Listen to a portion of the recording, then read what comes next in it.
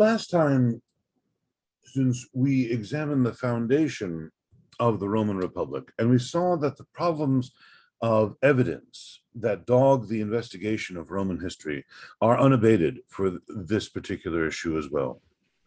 And things don't get much better when we come to look at the early Republic. We continue in our sources, and we find that they contain stories that are clearly models of ethical, moral behavior rather than historical accounts of events.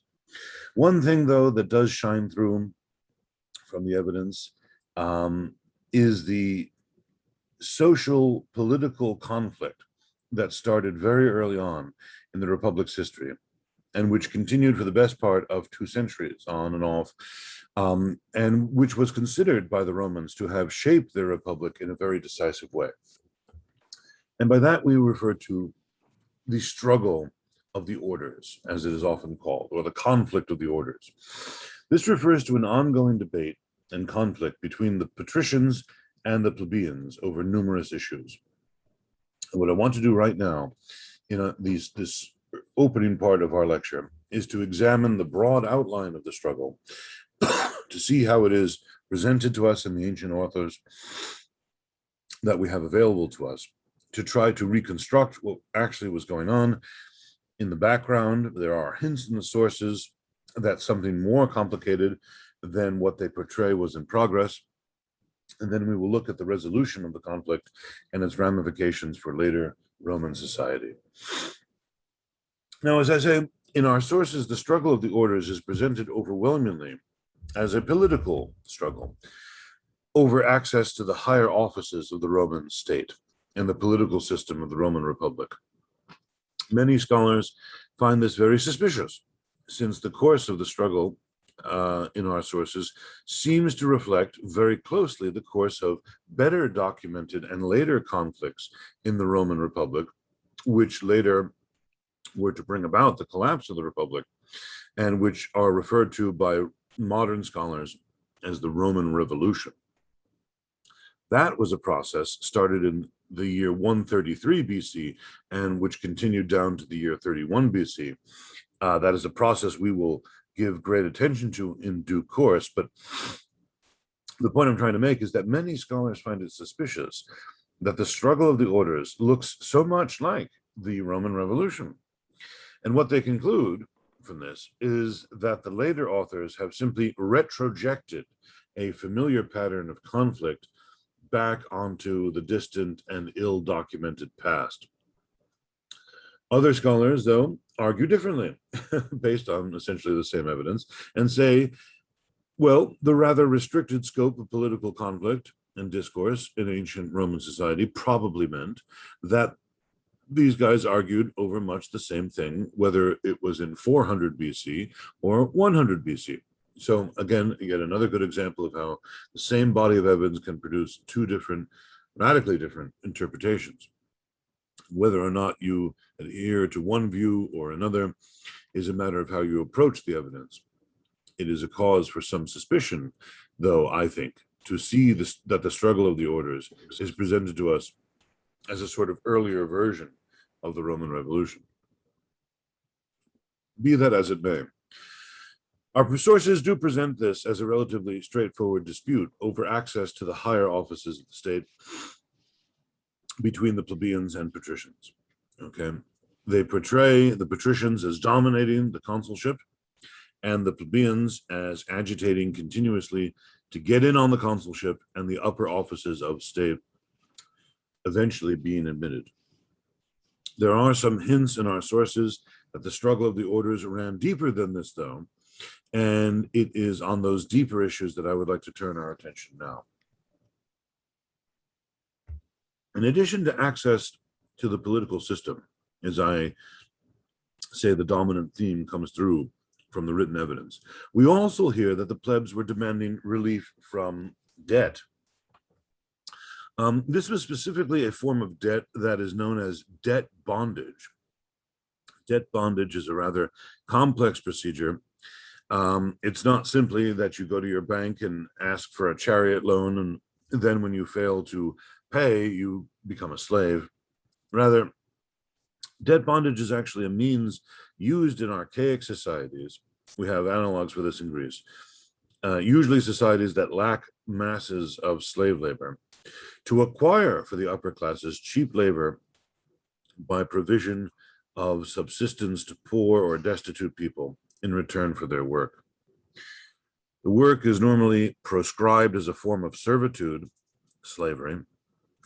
It seems that it can be abused, and once you find yourself in debt bondage, it can be very difficult to get out of it because you are in a spiral of being dependent upon someone who is supplying you with your subsistence and for whom you have to continually work in order to survive. One could find oneself quickly as a full-blown slave, even though one was technically a sort of indentured servant. As a result, debt bondage was something that would definitely have affected the lower orders of society. If you had a bad crop one year and needed subsistence, you could find yourself caught in a cycle of debt bondage and obligated to a rich or more influential person. This was something that the plebs were agitating to reform, to do away with. They also appeared to have been agitating for judicial reform in the form of some codification of the laws. We have seen how in the regal period, the king was the font of all law, and in the absence of the king, it was the chief magistrates of the state who now became the font of all law. They are the ones who decide on judicial matters. Well, apparently their treatment of the lower orders could be arbitrary. As a result, the plebs were agitating for a codification, a writing down of the law, some reform of the written and agreed upon law that would apply to everyone equally, so that people would know their rights and know their positions on certain issues when they came before a magistrate. Again, this is another issue that would seem to affect the lower orders rather than the upper orders.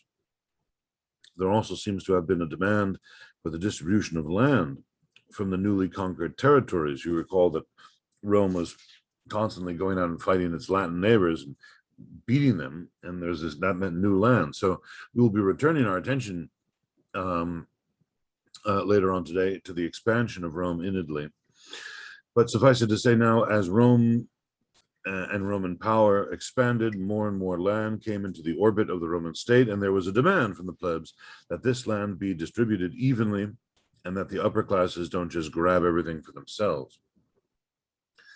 So really what we are talking about is not so much a struggle of the orders, but the struggles of the orders over a variety of different issues. The earliest ones appear to have been the socio-economic issues of debt bondage and release from debt, later land distribution and access to the political system. So it is a much more complicated picture than our sources tend to present. They do present hints of these other aspects of the struggle at various points in their accounts, but they must be sort of carefully reconstructed. And it also must be stated that we don't have a consistent account of the struggle of the orders. Rather, we have a series of snippets of information, vignettes, if you like, references to it and so forth, which makes working on it difficult indeed. The early republic was dominated by the patricians. The notion that the patricians had always dominated the state doesn't seem to be true. If we turn to the Fasti, remember those annual lists of consuls, we can see that in the period from the foundation of the republic, if we start in 509 BC, traditional date when it began, and we take the story down to say 400 BC or so, we can see that in that period at the start, plebeians were given access to the higher offices of the state. But gradually, in the course of the 5th century, their access to that system was closed off. This pattern of office holding is oftentimes referred to as the closing of the patriciate. Okay, the closing of the patriciate. This was the time when the patricians ceased to accept new members into their order and started to tend to monopolize the higher offices of state, giving rise to the demand for access to the political system. Now, it can be noted from the percentages of office holding by patricians and by plebeians over time that the closing of the patriciate only really becomes pronounced in the middle of the 5th century BC. Therefore, the demand for access to the political system seems to have come into the struggle of the orders late as a secondary issue. Okay. We hear from our sources that prior to 450 BC, there were in fact already signs of trouble in the state. The issues agitating the plebs must have been issues other than access to the political system, therefore, since they had not been shut out of the upper offices at that early stage. The first real event in the struggle of the orders that we hear about takes place in 494 BC. In this year, we hear that the plebs demanded relief from debt and debt bondage, which they were finding oppressive. They also wanted some relief from arbitrary treatment at the hands of the aristocrats. And this would tend to suggest that the plebs were originally constituted of the socially and economically depressed elements in society. When their demands were not met, they resorted to a very interesting ploy. They seceded from Rome. They simply walked out the gates over to a hill, the Janiculum Hill, not one of the 7 hills of Rome. It's one of the ones they leave out to get to the number 7. And they left the city empty. This is how it's portrayed in the sources. Suddenly we have patricians sitting around in Rome, and there's no plebeians to treat arbitrarily or to subject to debt bondage. Now, whether they did that or whether they actually physically left the city and abandoned it, seems most unlikely, since Rome was at war with various neighbors at this time, and those neighbors would have taken tremendous advantage of the complete absence of the rank and file of the Roman army. But that some sort of civic protest took place seems to be what the secession was actually about. In any case, our traditions record that they left the city and set up shop on the Janiculum Hill, where they established a parallel state. We call it the plebeian state, which they modeled on the patrician republic in the following way. We have seen that in the republic there were 2 popular assemblies organized on centuries. You remember those military units that and the assembly was called the Centuriate Assembly. And there's also an assembly organized around curiae, another grouping of citizens that is most unclear to us. And just like this, that second one was called the Curiate Assembly. And just like that, the plebeians set up their own assembly, which they called the Council of the Plebs, the Concilium Plebis. Only plebs were allowed, naturally. So they set up this parallel to the popular assemblies. They organized this, it seems, along tribal lines, the divisions of people into those local units of tribes. This is certainly how it was organized later. And whether it was organized that way at its inception, of course, is another matter. But this is how it was organized in later years. So you have voting blocks, BLOCs, in the Republic's Comitia Curiata and Centuriata, and you have voting blocks in the Council of the Plebs. Just as the Republic had its magistrates, the 2 annually elected consuls, so too the plebs have their own officers, which are called tribunes, which seem to mean tribal officers, since the word tribus is kind of at the root there of the word tribunus, tribunes. And since the assembly that elected them was based on tribal units, it makes sense that these would have been called like tribal officers, tribunes. Then the tribunes called the tribunes of the plebs, just as there were 2 consuls, there were originally 2 tribunes. The purpose of the tribunes was to represent the interests of the plebs and to defend their interests against opponents. The plebs also elected 2 further officers called in Latin aediles, or it's usually anglicized to ideals, of the plebs. Nothing to do with the word ideal in the English sense, but Aediles, ideales. Now, these were new things. These were new officers. Then they first appear in the context of the plebeian state in this early secession from Rome. Well, just like the Roman Republic, the plebeians would meet in their council. They would have propositions put to them in their by their officers, and they would vote on their propositions. when those propositions were passed, they were called plebisciti, okay, plebiscites.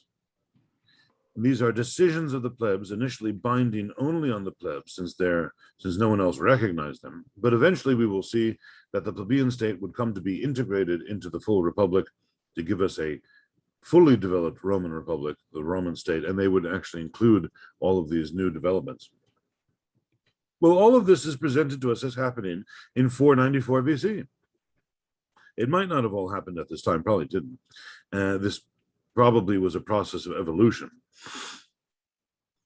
The first secession marks out the plebs as separate from the patricians. They are agitating for political, social, and judicial justice. And then they start to organize themselves into this parallel state. It might have been a gradual process. It might not have happened in the summer of 494, but whatever the case may be, in the course of the early 5th century, a plebeian state emerges parallel to the patrician-dominated republic. Exactly how the situation was resolved in 494 BC and the years following is most unclear from our sources, so we will have to leave that situation as it is. However, the agitation continued. The struggle of the orders did not end at this early time, and the next real benchmark of the struggle of the orders takes place in the mid-5th century BC, in the years between 451 BC and 449, which also marks a hallmark in Roman legal history, for it is in this time that the plebeian demands for codification of the law were ongoing, and it was decided in a rather wonderful tradition that they would send an emissary to Athens to find out how the Greeks had codified their laws under the great leader Solon years earlier. Armed with these wonderful plans and ideas, the embassy came back, and it was decided in 451 that a board of 10 men would be established to codify the laws of the state. For reasons that are completely unclear, it was also decided that while this board was in power, the regular constitution of the government would be suspended. There would be no consuls. There would just be this board of 10 men to codify the laws, these decemviri, as they're called, the 10 men. Well, headed by one of the earliest personalities we can grasp from Roman history, a man named Appius Claudius, the board set up and went about its job and produced 10 tables of law that were put up in publicly codified laws in the year 451. It seems, though, that the agitation for further reform continued, so it was decided that the board of 10 should continue in the next year. The board was re-elected, Appius Claudius again at its head, but something went terribly wrong in the second year of the board's tenure of office. They became a junta of sorts that tried to take over the state. They went around behaving arbitrarily, making judicial decisions against people without any justification, marching around with all the symbols of power, imperium, even though they weren't entitled to them, and so on, until this board of 10 became known as the 10 Tarquins. You can see where that's going. And they published 2 more tables of law, bringing the total to 12, and then refused to step down from power. In this crisis, the plebs seceded a second time. They simply left and said, if you want to rule a city, rule an empty one. And they departed a second time and forced the 10 Tarquins to step down. Appius Claudius was imprisoned and committed suicide before facing trial for his crimes. Well, the result of this process was that the plebeian state came to be recognized by the Republic. In many ways, the action of the plebs had saved the state from tyranny. Whatever about the original status of the plebeian state vis-a-vis the Republic, by the year 450, it was recognized and came to be folded into the Republic in a new and definitive way. The struggle of the orders, however, continued because there were still certain demands for relief from debt, land redistribution, and so forth. And so at this stage, the patriciate had closed. Rich non-patrician families allied themselves with what was a very effective political tool in the state, the plebeian order. And they changed the face of the plebeian order and began agitating for access to the political system. Without going into the details of it, most of the details are most unclear to us. By the year 367, many of the social and political problems that faced the struggle of the orders had been resolved. A series of new laws were passed in this year in 367 that ended much of the struggle's political aspect. At this time, it was decided that one of the consuls every year had to be a plebeian. It was mandated by law that the plebeians had access to the political system. In addition, in full recognition of the political state, the patricians created their own parallels to the plebeian officers. They did not create tribunes, because those could only be for the plebs, but they created two more aediles who were to be only patricians. So now you would have 4 aediles a year. 2 would be curial aediles. Remember that curial chair? These would be the patricians, called after the chair that they would sit on. You remember it is an Etruscan style of chair that was used kind of as the Etruscan throne. Only patricians could use such a chair when sitting in office. And then there would be 2 plebeian aediles. I don't know what they sat on, but it would have been something more pedestrian.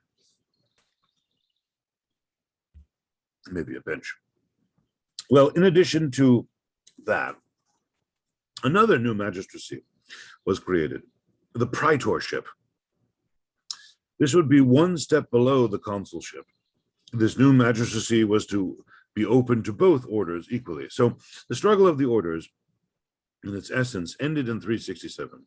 And it sees at the end the inclusions of the plebeians, the folding of the plebeian state into the patriciate, into the patrician republic, to form what is essentially the Roman Republic that we all know and love from later years, which we will be looking at in much more detail later in this course. But as a postscript, there is one point I want to make before moving on, and it should be noted that there was one consul a year that was mandated to be patrician, but the inverse was not the case. It was not mandated that one consul a year had to be patrician. So it was conceivable, and indeed happened, that 2 plebeian consuls could be elected, but it would be impossible to have 2 patrician consuls. Okay, that's an important point to make.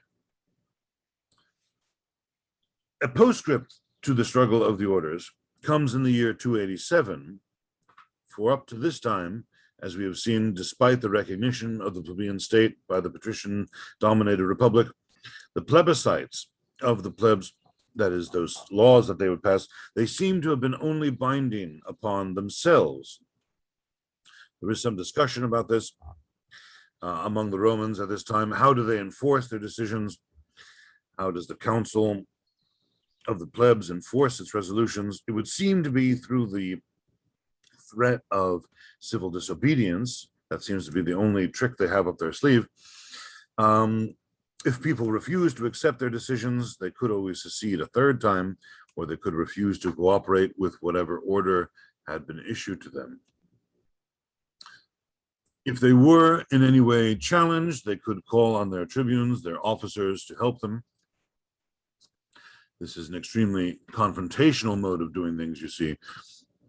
Compellence diplomacy, as it's called. But in 287, it was clear that this was no longer going to work, so a law was passed which demanded that the decisions of the plebs, the plebiscites, were now going to be binding on all citizens. In other words, the plebiscites gained the force of law. Okay.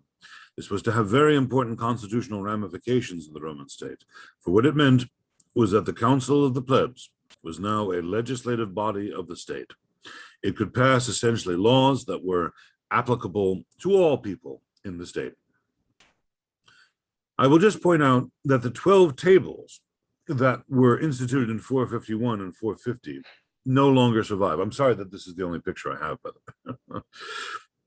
we don't have pictures of the actual 12 tables. They no longer exist. But they are the first body of Roman law, and therefore extremely important. They have not survived, but they have survived in quotations in later authors. And this is very interesting, since these were the basic texts that all Roman schoolboys had to learn by heart, in fact, when they were in school. They have been reconstructed. You can buy or go to the library and look at, rough editions of them. Because later authors like Cicero will say, as it says in table 1 of the laws, and then they will quote something. So scholars have been able to comb through the sources and piece together at least a partial reconstruction of the 12 tables of Roman law. And they are a fascinating document because they are one of our earliest documents of Roman history, dating to the 5th century BC. And they tell us a lot of the features of Roman society that the Romans considered to be very old and very important. In the 12 tables, we find, for instance, mentions of slavery and debt bondage. Here's one right here. De aere alieno, that is the Latin way to say debt, another person's bronze, literally. We find mention of patricians and plebeians. These obviously go back at least into the 5th century. We find also a mention of patrons and clients, all that, that other great feature of Roman society that we talked so much about yesterday. This is also a feature of the society that the 12 tables were written for.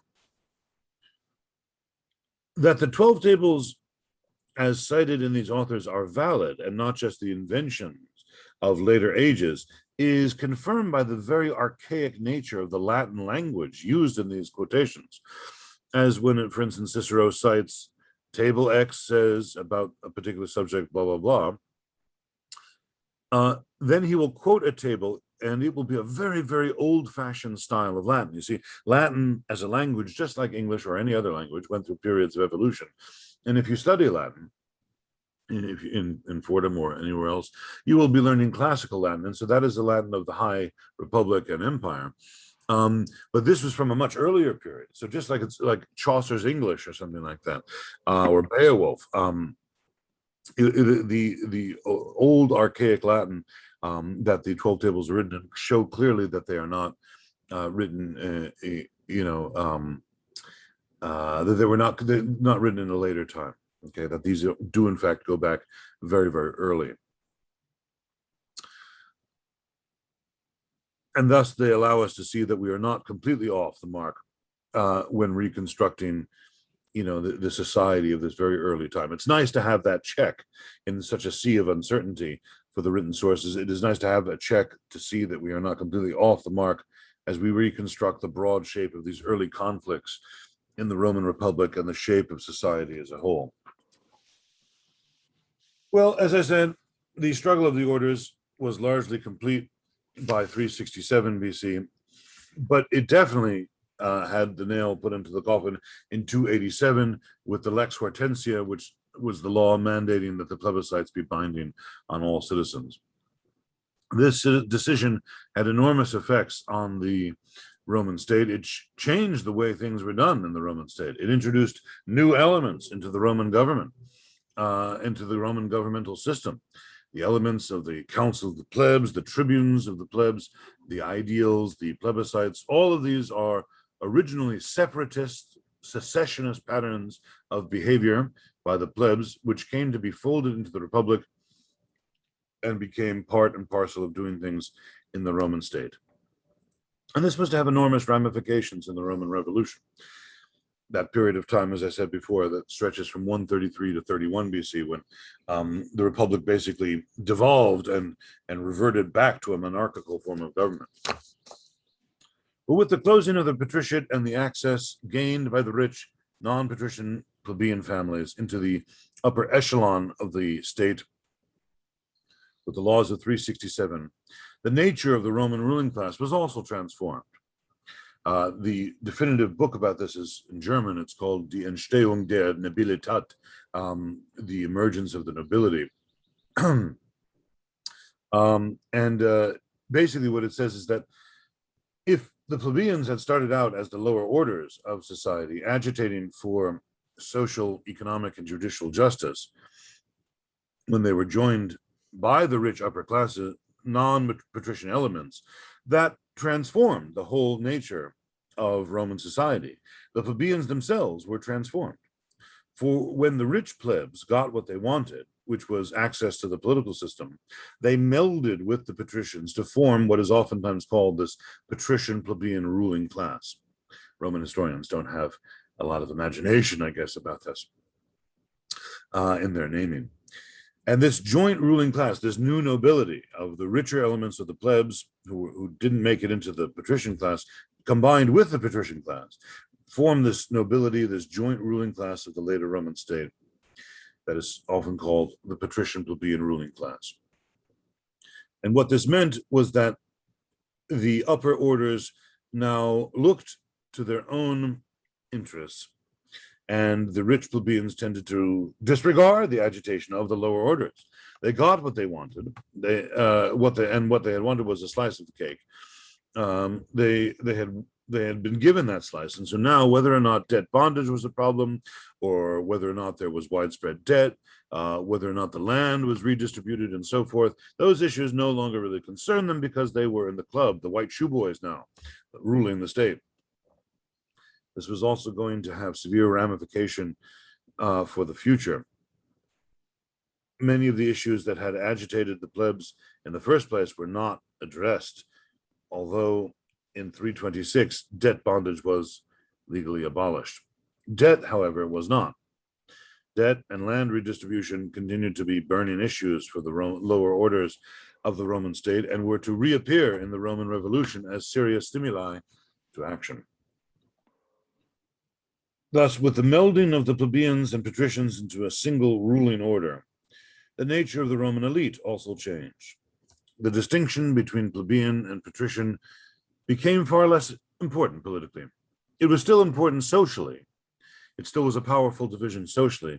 Remember that one was a patrician by one's name. And so as a result, you could have some cachet with your name, kind of like, in England or something like that, if a person goes to a restaurant and, they have the right kind of name, then everybody goes into a tizzy. But the distinction was no longer important politically. Pretty much the running of the state was open to both patricians and plebeians. What became more important now was relative wealth. The new Roman nobility came to be formulated around this plutocracy, basically, the importance of wealth compared to other people, and kind of like what we've got in America, where somebody like a Bezos or whatever has no noble lineage, but has got a lot of money, and so there's therefore a lot of power. All wealthy citizens in Rome, whether patricians or plebeians, could stand for the offices of state and the consulship. So the patrician plebeian division recedes as an important political entity in the wake of the law of 287. And this new Roman nobility is what emerges to rule the empire, which over the whole time that I've been talking right now was an ongoing endeavor. And so that is actually what I'd like to turn to right now, is basically all the stuff that was going on with Roman expansion in Italy during this whole time of the early Republic.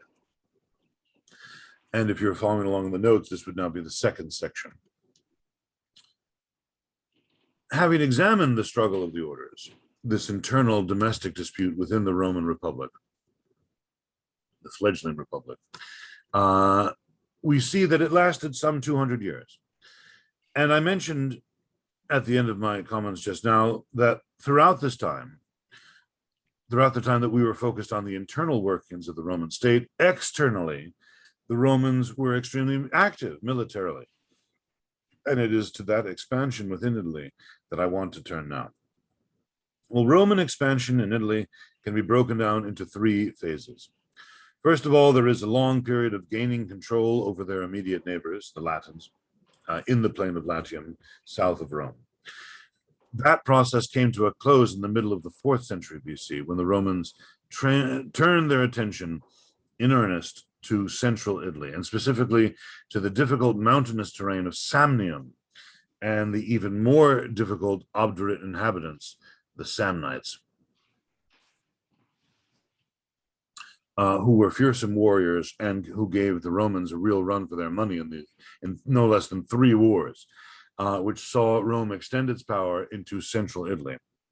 And then finally, Rome moved south and gained control over the Greek colonies in the south of the mainland, but not Sicily. That would be a different story, and we will learn about that later. So we'll start right now with the Romans battling their immediate neighbors, and we will leave them in control of the entire Italian peninsula south of the Po Valley. You recall that everything north of the Po River in the north was controlled by Gaul. It was not even really thought of as being part of Italy at all. It was Gaul, just an extension of Gaul over the Alps. The stories of the Roman kings contained numerous legends and tales of the kings fighting their Latin neighbors. In fact, getting control of Latium proved to be Rome's most difficult task. It was an enterprise that went on for the best part of 4 centuries. At this time, in the earliest sources, we have accounts of kings mixing war and diplomacy, sometimes attacking, sometimes signing treaties with their immediate neighbors. We hear that the transition from monarchy to republic somewhat weakened the Roman position. Remember that story of Lars Porsena attacking Rome shortly after the expulsion of the Tarquins, and in one version of that tradition, taking the city, capturing it? Well, that I think reflects this idea of the weakened position of the Roman state at that time in their transition from monarchy to republic. But they restored equilibrium. At least they restored their control over the Latins with the Battle of Lake Regillus of 499 BC, which is presented to us as the third and final attempt of Tarquinius Superbus to gain entrance back into Rome. As far as external affairs go, it allows us to see the Romans restoring their position of dominance, or at least their position of high influence over the immediate neighbors of theirs in Latium. Shortly after the Battle of Lake Regillus came a landmark in their dealings with the Latins, which has come down to us as the Foedus Cassianum, the Treaty of Cassius, named after the man who signed it. And this treaty is presented to us in outline in some of our sources. Some of our sources give us the details. We hear from, for instance, an offhand remark in Cicero, writing in the 1st century BC, that a copy of this treaty was to be seen and read in the Forum in his day, many hundreds of years after it was written.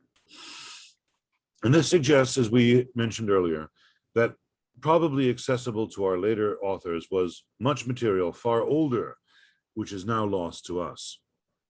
It may, to some degree, offset our suspicions as to the reliability of these early events. The outline of the treaty is pretty much as follows. The Treaty of Cassius, the Foedus Cassianum, was a mutual non-aggression pact. It was a military alliance. The Romans and Latins agreed that they would not attack each other and that they would treat the same people as enemies and friends. The friends of one would be the friends of the other. The enemies of one would be the enemies of the other. This is standard language in these ancient treaties. They would also, furthermore, unite together and defend each other if need be. Most importantly, they would share equally all the spoils of any war that they undertook together. The treaty also seems to have stipulated that in the case of any joint enterprises, Romans would command joint forces. The greatest uncertainty surrounds the issue of whether or not the Romans are to be seen as equal to the Latins in this treaty, or whether they are, that is, whether they are members of what modern scholars call the Latin League, the agreement of individual Latin states to work together.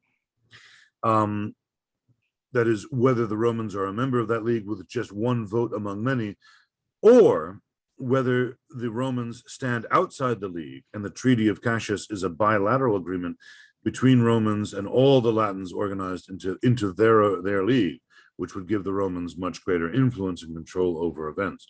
We don't know that. The latter, though, does seem to be the case as far as we can tell, especially for the stipulation that joint forces are to be commanded by the Romans. That seems to indicate that the Romans are the superior partner in this whole endeavor. In the years following the signing of the treaty, actually starting slightly beforehand, in fact, roughly from about 500 BC to about 440 BC, the Romans and the Latins found themselves occupied with fighting off incursions from the mountain dwellers to the east and south, these tribal cultures called the Aequi and the Volsci. You can see them up here.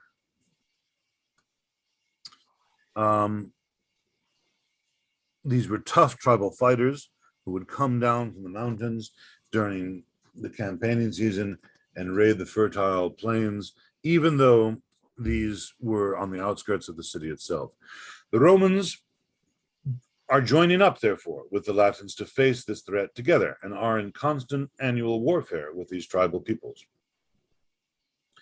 Since the Romans commanded joint forces, this process of continual warfare helped give the Romans a sense of ascendancy over their Latin neighbors. And at the same time, they were fighting off the Volsci and the Aequi to the south in defensive campaigns. The Romans were energetically embarked in campaigns to the north against their Etruscan neighbors, particularly the Etruscan town of Veii, right there to the north, which was considerably more powerful than Rome at this early stage in the 5th century, and which allowed the conflict to go on for a protracted period of time. This allowed it to go on for a long time. Well, having repulsed the Aequi and the Volsci sufficiently so that the threat was neutralized, the Romans more energetically turned their attention toward the north, using combined Latin and Roman armies to attack their Roman neighbors. By 396 BC, they had proven themselves very successful. In fact, they captured and destroyed Veii, but in an act of unbridled greed, the Romans took all the spoils of that war for themselves, violating their own treaty.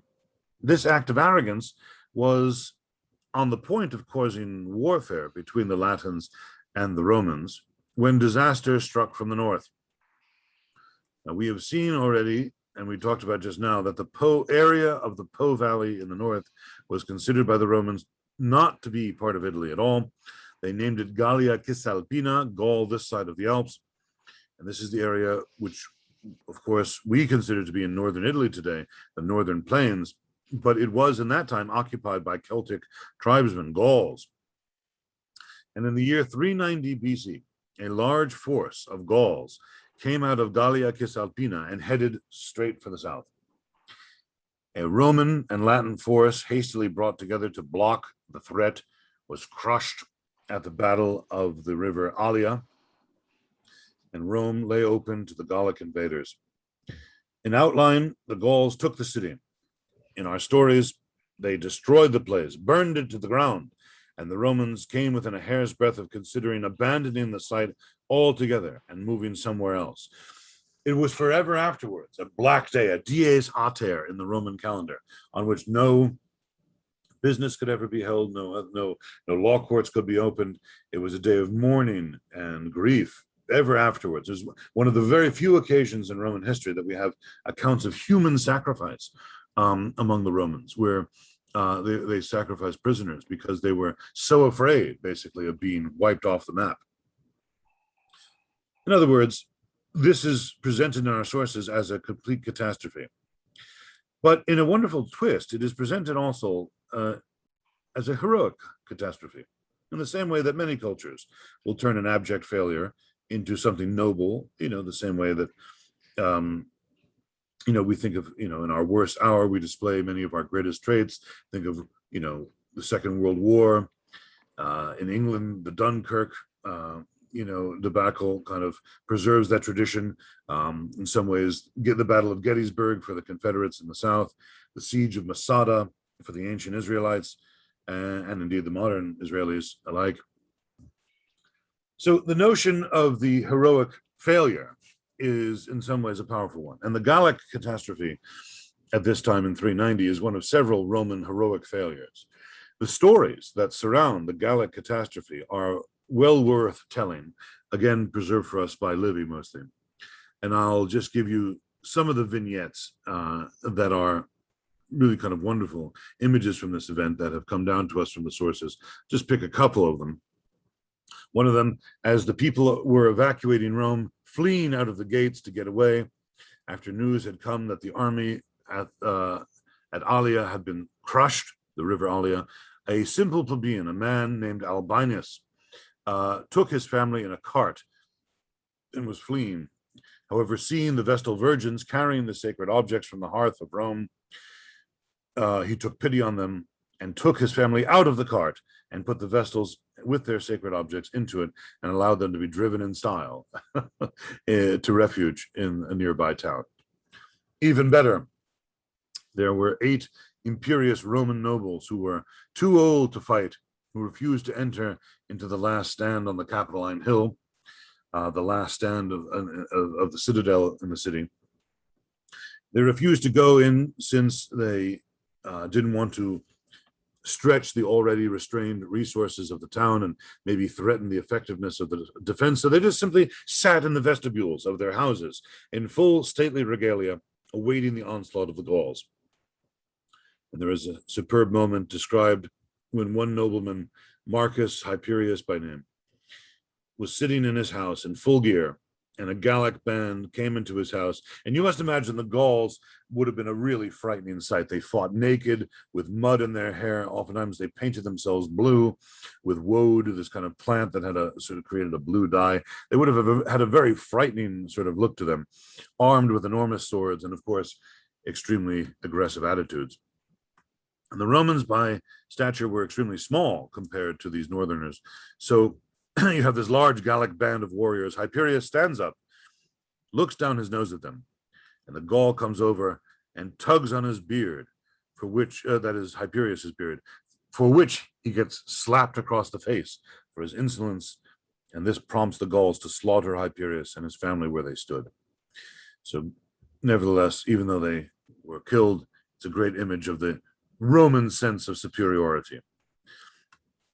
And I'll just give you a couple of other ones too.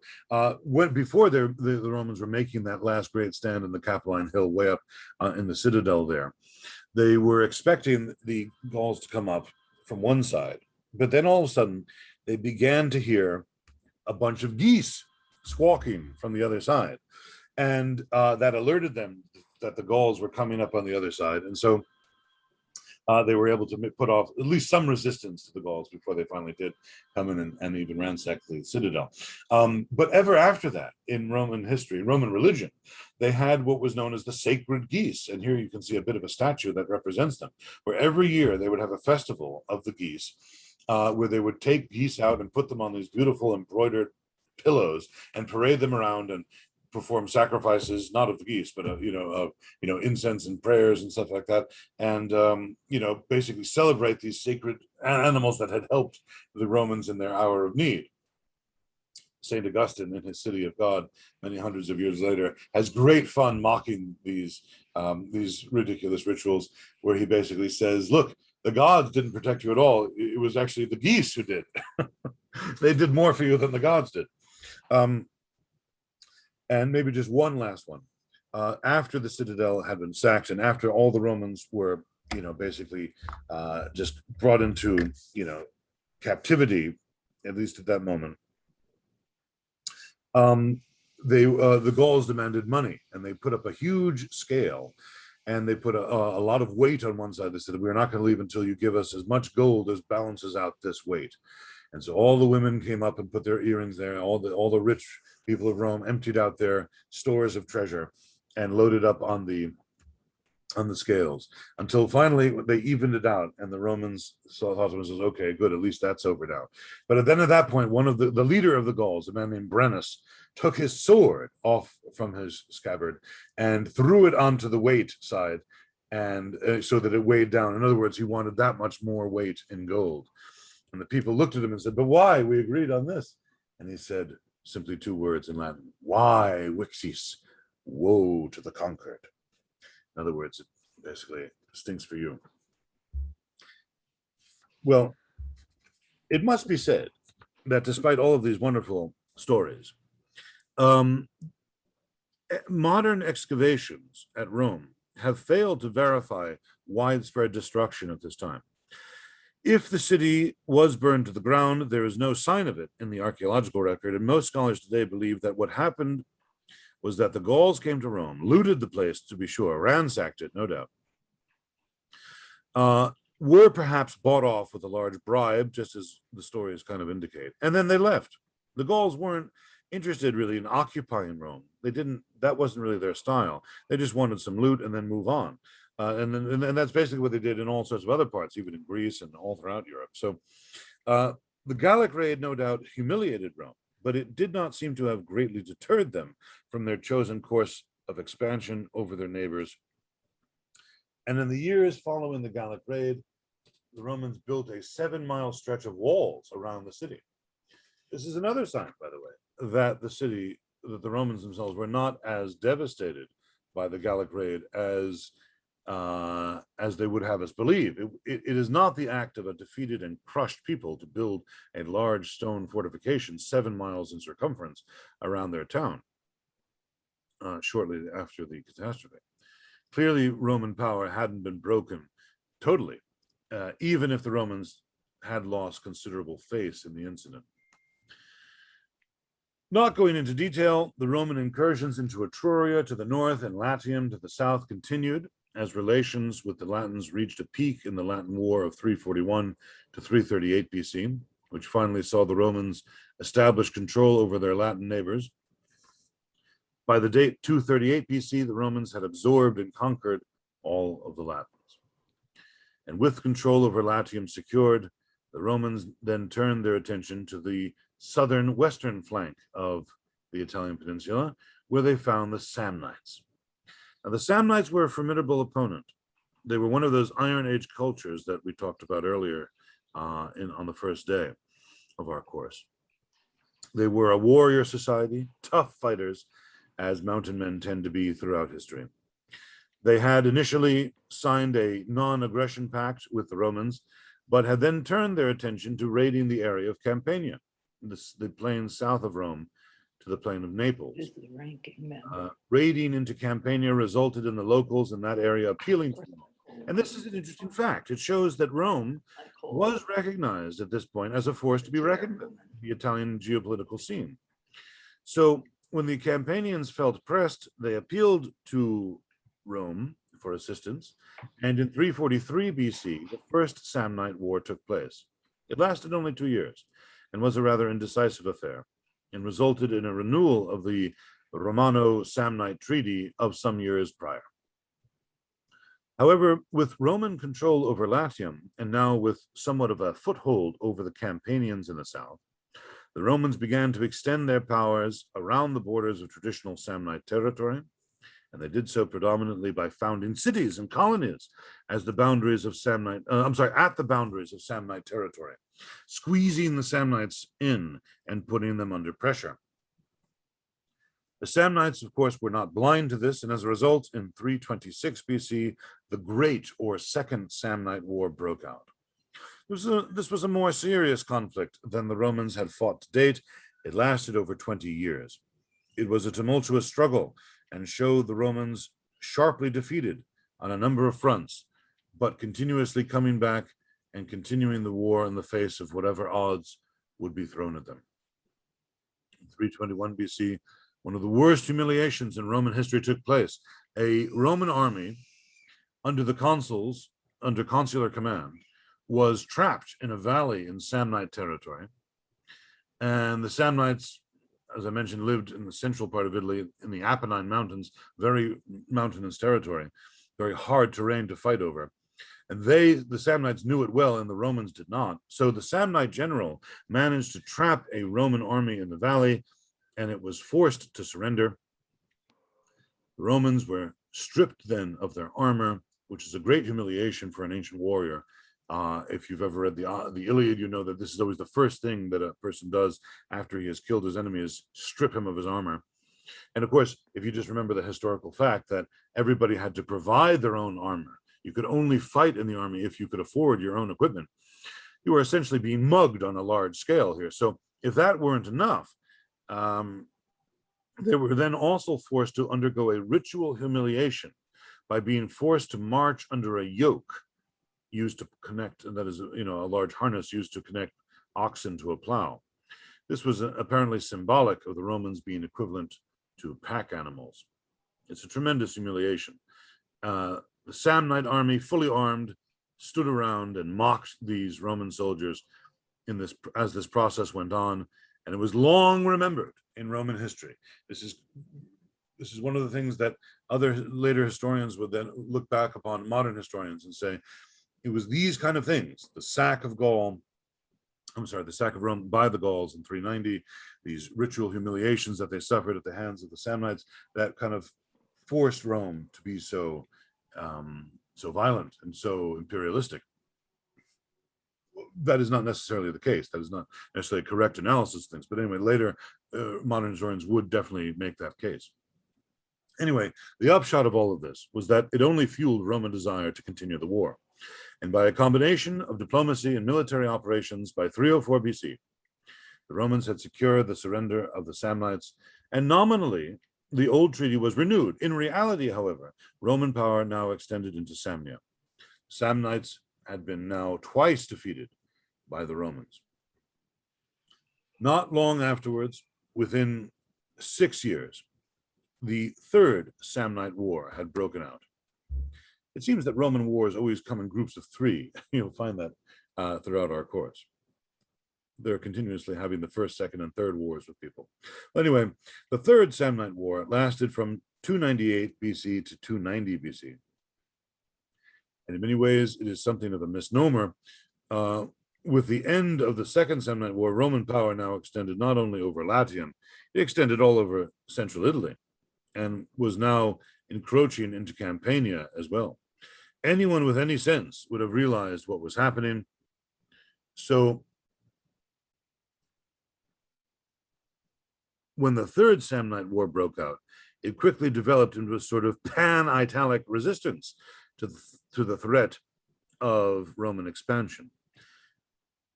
An enormous battle, the largest battle fought to date on the soil of Italy, took place in 295 BC, when a Roman army faced a coalition of Samnites, Umbrians, Etruscans, and even Gauls from the Po Valley, who had united in an attempt to stop Roman expansion in Italy. We hear that the Romans fielded an army of some 36,000 men, but they faced an army of 100,000 men. Remarkably, the Romans prevailed. This was the Battle of Sentinum, and Sentinum.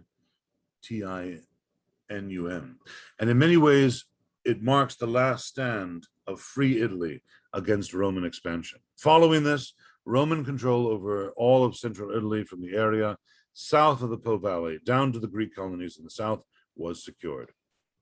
The war dragged on to 290 BC. But at the end of that period, the Samnites were fully incorporated into the Roman state in a manner which we will examine after our break when we look at the Roman system of administration of their conquered territories. But the point to make is that Roman control over all Italy was not yet secured. There were still the Greek colonies in the south of Italy.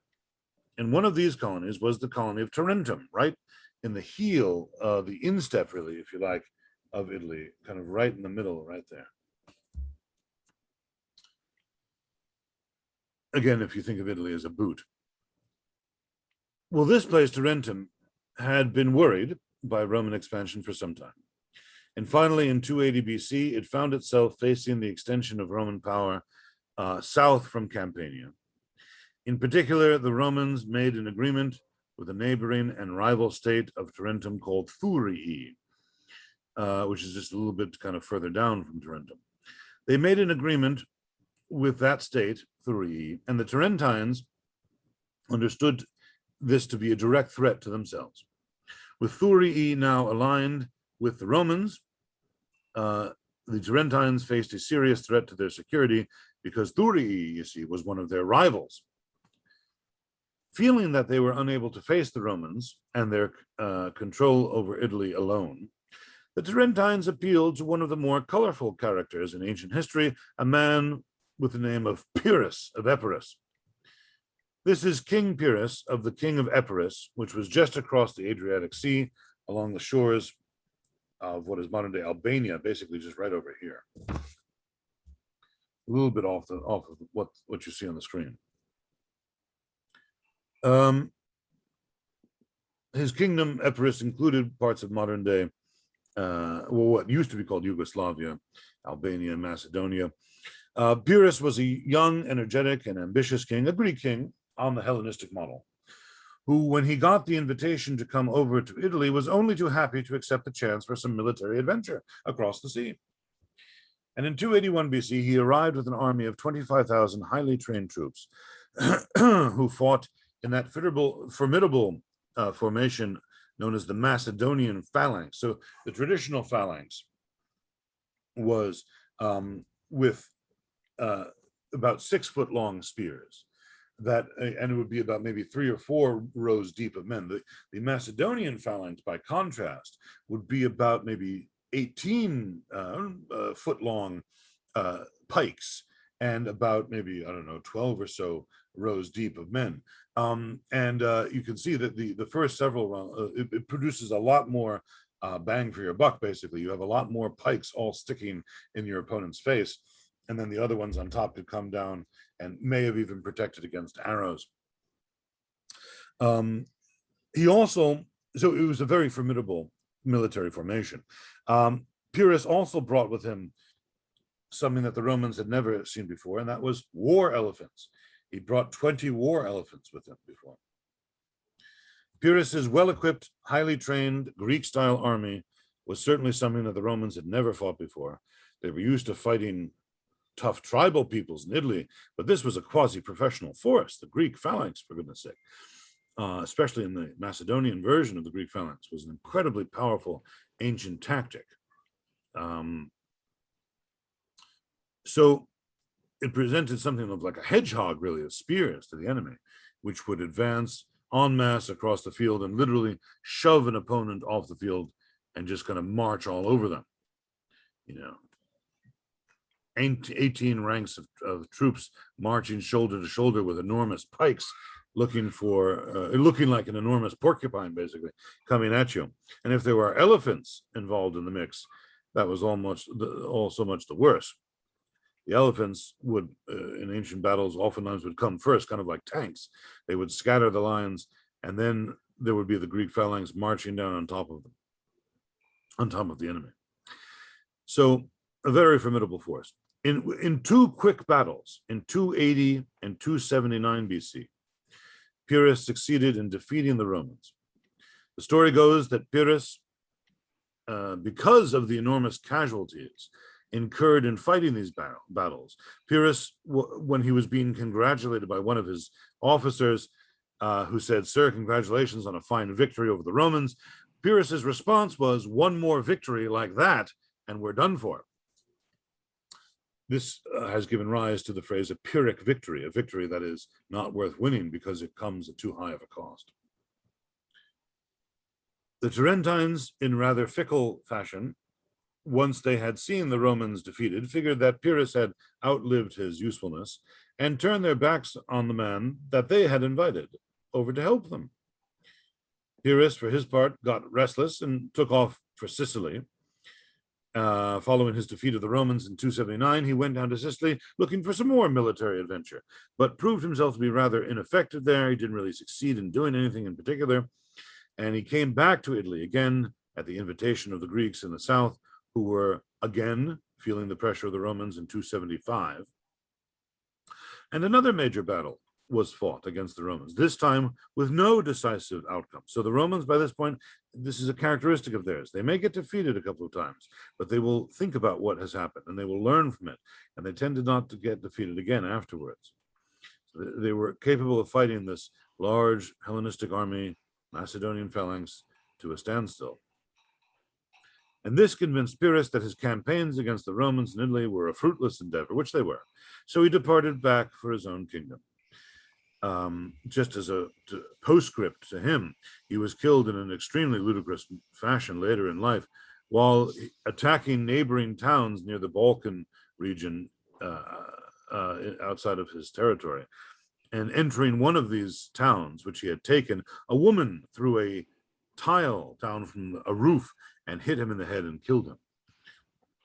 Anyway, with the withdrawal of Pyrrhus from Italy and subsequent diplomatic maneuvers, the Romans had, by 270 BC, secured control over the entire Italian peninsula south of the Po Valley. And if it had taken the Romans 400 years to control the plain of Latium, they had gained control of the rest of Italy in under 70 years. It was a meteoric rise to power, and yet even this was to be overshadowed by the even more extraordinary feats that they were to perform on the international stage in the decades to follow. Now, I just want to pause and give some analysis here. Pause from our narrative.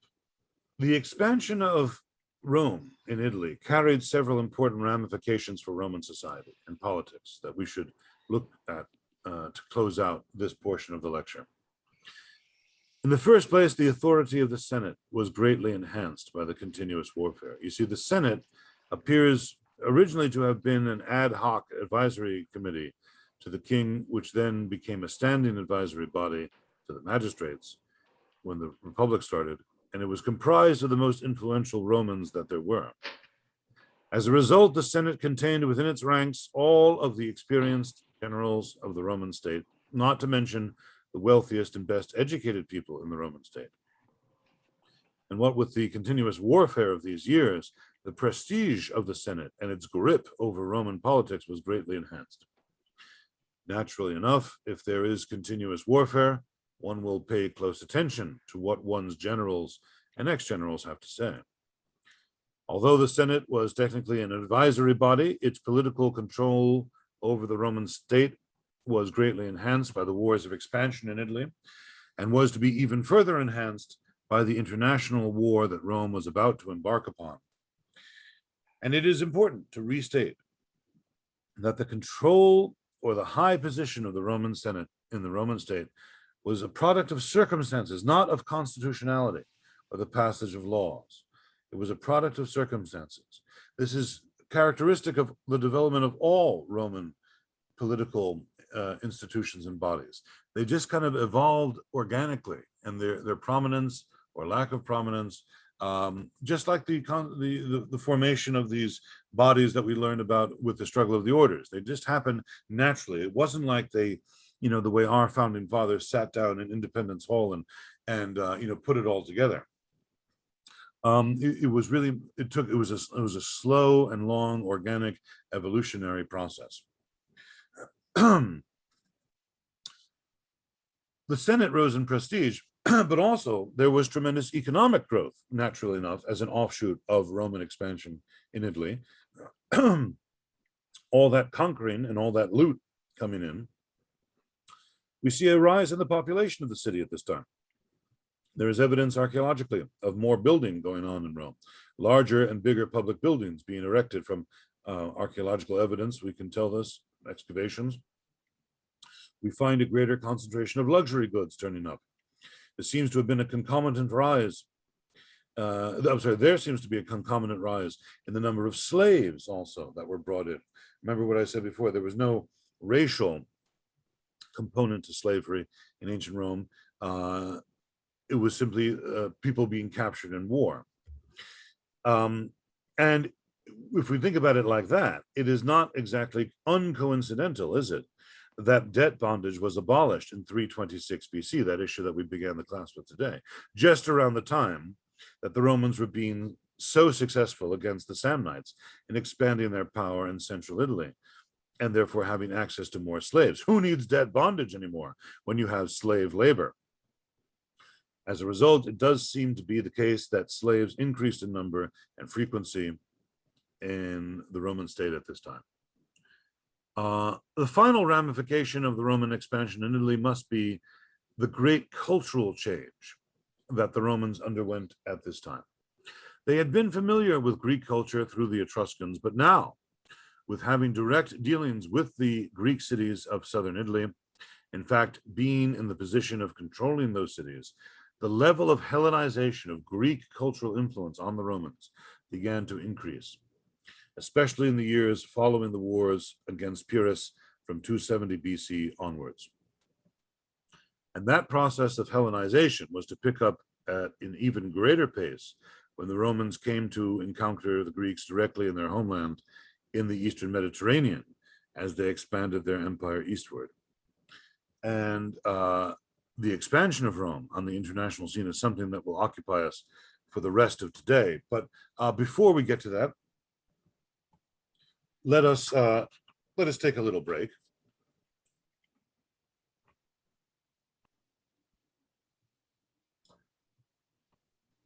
So having examined the rise of Rome to political and military prominence, and even indeed dominance in the Italian peninsula, we saw how the Romans took the best part of 4 centuries to be in control of their immediate neighbors in Latium, and then spent only 70 years conquering the rest of the peninsula. It was a really meteoric and impressive achievement. But what I want to do right now is pause before we look at the broader picture of Mediterranean politics, and then look at the beginning of Rome's rise to world power, by the ancient standards, which was unabashedly Eurocentric and focused around the Mediterranean. And what we will do is pause before we look at that and examine the system of administration that the Romans evolved for their control of the conquered territories in Italy. Because this system of administration of their conquered territories was essential to their later success, and was also a contributing factor to the overall longevity of their empire as a whole. The first point to make is that the standard treatment of conquered territories or communities in the ancient Mediterranean world was extremely harsh. The norm would have been for the defeated city to be destroyed and looted, the adult male population to be executed, and the women and children to be sold into slavery. This was the common practice among Greek warring city-states and elsewhere. There were exceptions, but quite frequently resistance was crushed in the most brutal and severe fashion. The Romans were not averse to doing this sort of thing, I'll hasten to say, if the resistance of their opponents had been especially obdurate or difficult.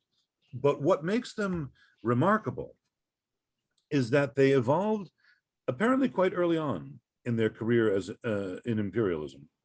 They evolved a method of privilege sharing with their territories that over the course of their rise to power in Italy became a unique system of confederation, uniting the Italian communities that had been defeated by Rome into a broader system of alliances with varying degrees of status vis-a-vis their relationship with Rome and vis-a-vis the communities themselves that had been conquered by the Romans.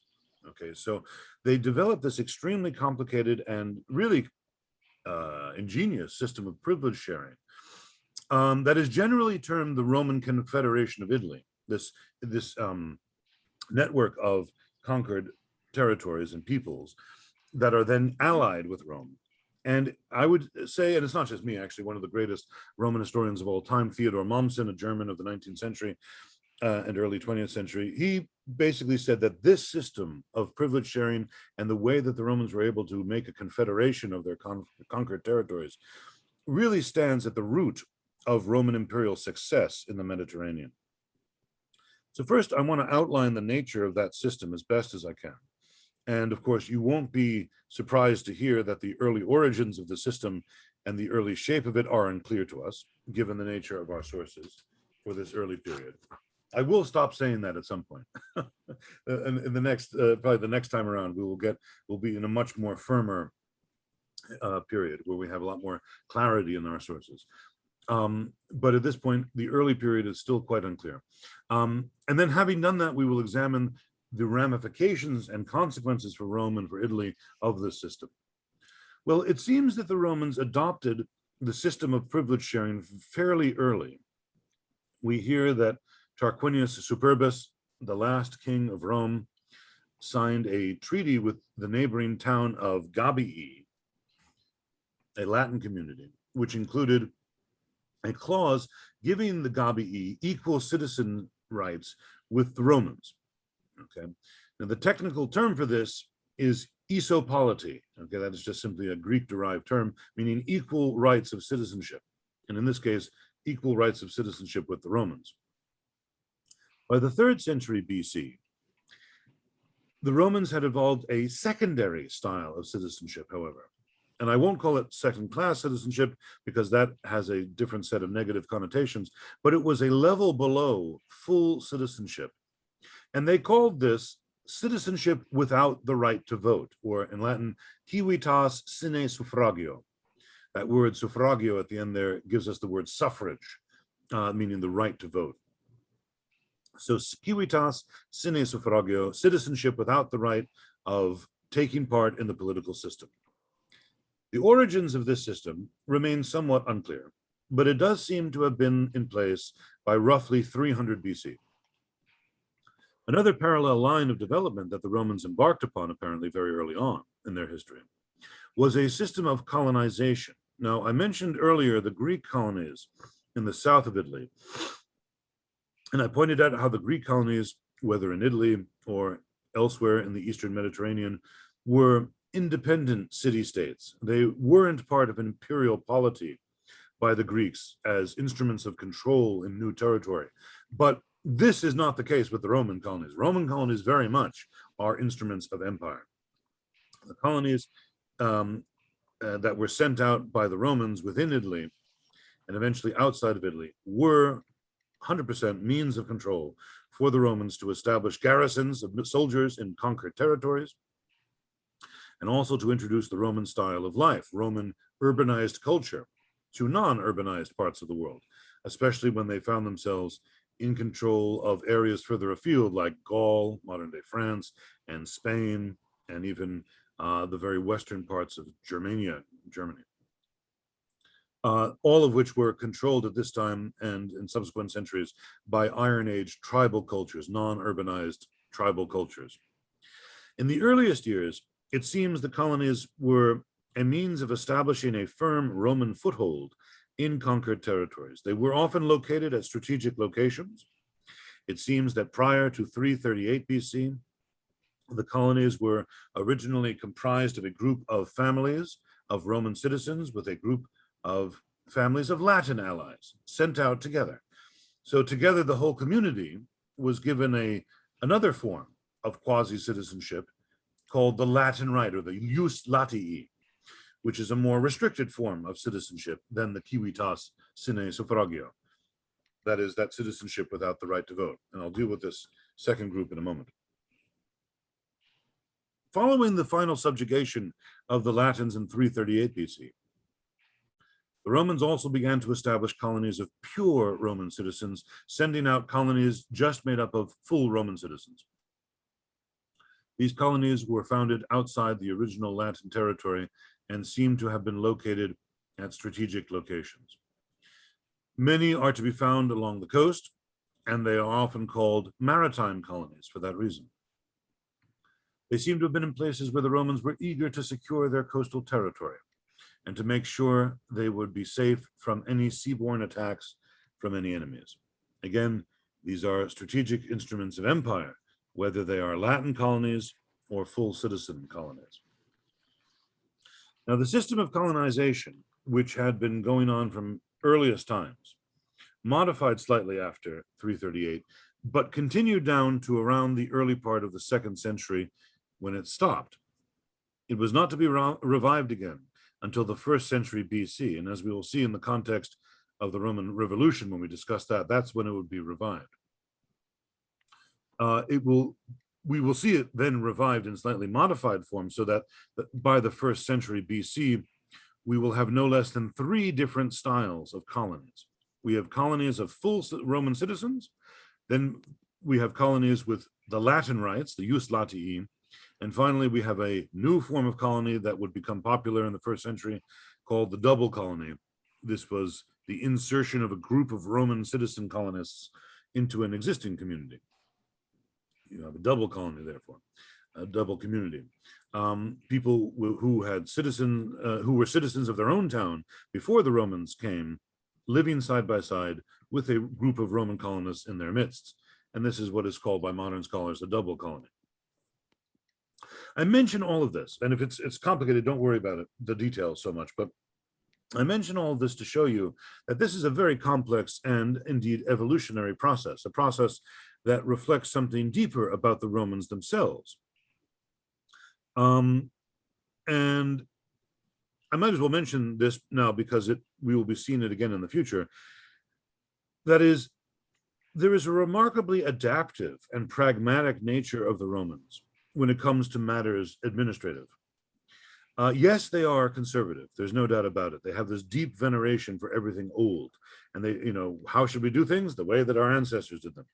But at the same time, combined with that, paradoxically, they were always willing to change their way of doing things to suit new circumstances. This system of colonization did not just pop up out of somebody's head. It certainly did evolve over several centuries. Latin rights evolved for specific reasons. Colonies of Roman citizens evolved for specific reasons and under certain circumstances, and double colonies likewise. So the Romans are always adapting and changing their way of doing things, modifying them in order to optimize the benefits for themselves and for their control over conquered territories. And this adaptive nature of the Romans is one of their cardinal characteristics, equal to their conservatism. And indeed, it is one of the reasons for their success as imperialists. And I'll just also mention that the establishment of colonies was quite a big business. Maybe that's the wrong word. I don't want to give you the impression it was just for money. It was a big deal.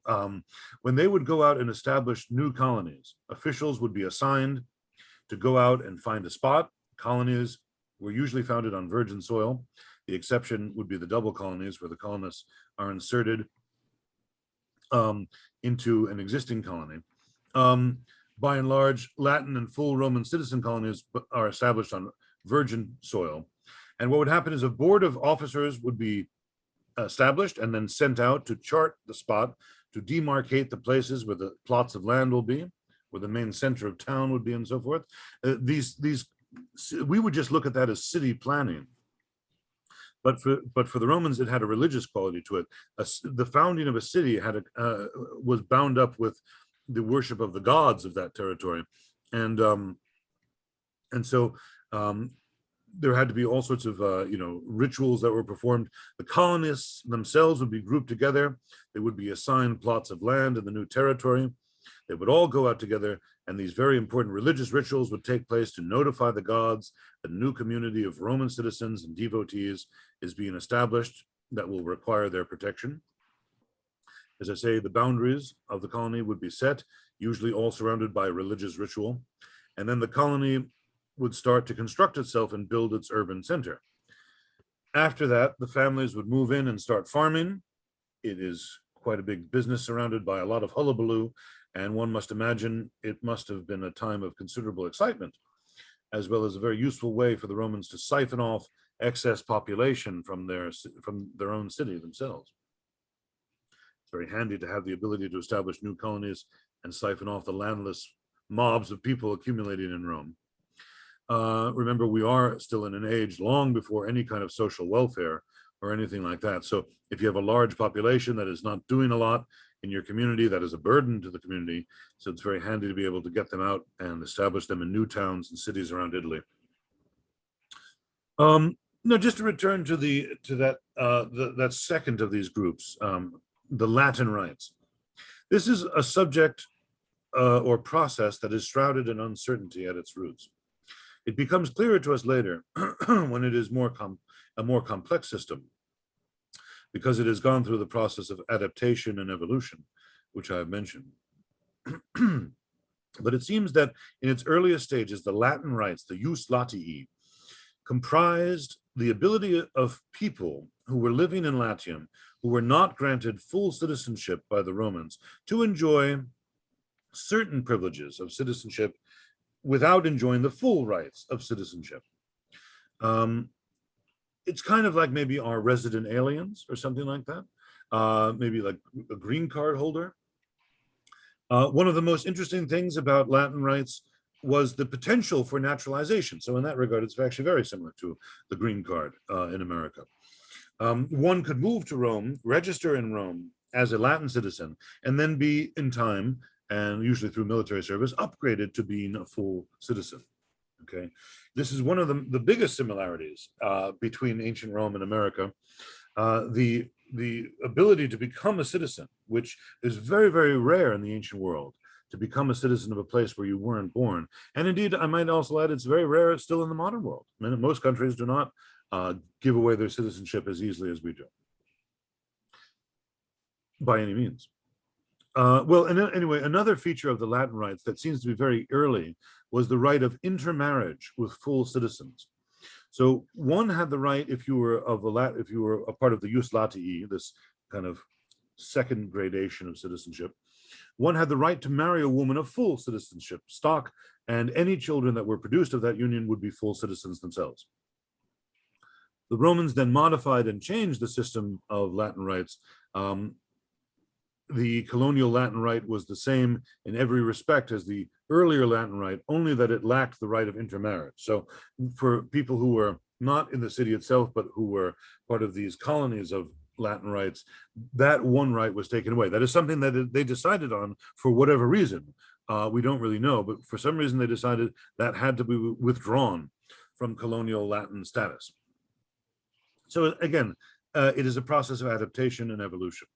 It is quite difficult for us to make out how the system evolved because our sources are so poor for the earliest period, but clearly, as with the colonies, here we have the Romans thinking hard about how they would govern their conquered territories, and above all, how they would share legal privileges, some of the privileges of being a Roman citizen.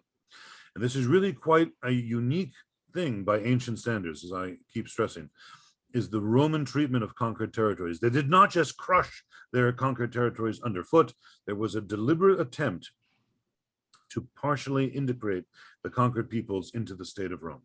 Okay, and this we're going to see is crucial to their future success, because what it would do, you know, a conquered and subjected people has a simmering resentment, and they're just going to wait for a moment to rebel.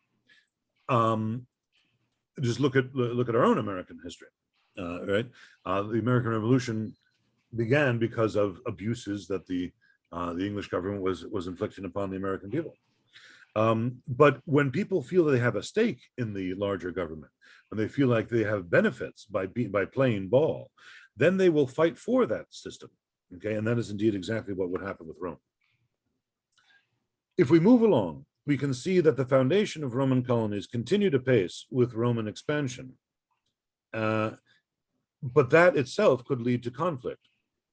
We talked before the break about the Second Samnite War, which broke out because the Romans were founding colonies right all along the borders of the Samnian territory. The Samnites recognized this as a direct threat to themselves, and as a result, the Second Samnite War erupted. So it seems that the imperialist motive behind the founding of colonies was recognized even by the Italians themselves as it was happening. Now, if we have communities with Latin rights and we have colonies with Latin rights, the Romans began to evolve yet another grade of community status below the Latin colony, which was called the municipium, from which our word municipality comes. The municipium first seems to have appeared in 381 BC, with the town of Tusculum being given certain privileges and rights that weren't quite Latin rights, but they weren't quite full citizenship rights either. They weren't even quite full colonial rights. In other words, this was something new, a new status, a new category for a community. It's very hard for us to identify the direct process of evolution that stands behind the development of the municipium, but in better documented times, the municipium seems to be a sort of self-sustaining existing community. It is not a new foundation. It is, however, self-sustaining, autonomous, pre-existing community in which citizens of the town hold local citizenship. And if we were to use a modern analogy, it would be that they would be citizens of Philadelphia or of Washington or something like that. They could vote for their local authorities within that township. Sometimes they were also given citizenship without the right to vote in the broader Roman world. So they would be given civitas sine suffragio. Sometimes they were given that. Often the magistrates, the ruling classes of the municipium, were given full citizenship. That was something that the Romans liked to do. They would hand out Roman citizenship to the elites of a city, of a new territory, conquered territory, so as to co-opt the local elites. That is a very clever move. If you think about the subtlety of that system, it essentially co-opts the local ruling elite fully into the Roman citizenship body and ensures that the local elite, who are already in control of their people, will be loyal to Rome. and to Rome's newly rising empire. That's an extremely clever mechanism for gaining control over the local towns of Italy, and it would never go away. The Romans would just do it on a larger scale, and once their conquered territories took them further afield. So they will develop, for instance, client kings and stuff like that, where in time, in the future centuries, they'll have the client kingship of Armenia, which was never actually part of the Roman Empire, but it was always a client kingship of the Roman Empire. You see. And that's just one example. It happened all over the empire as well.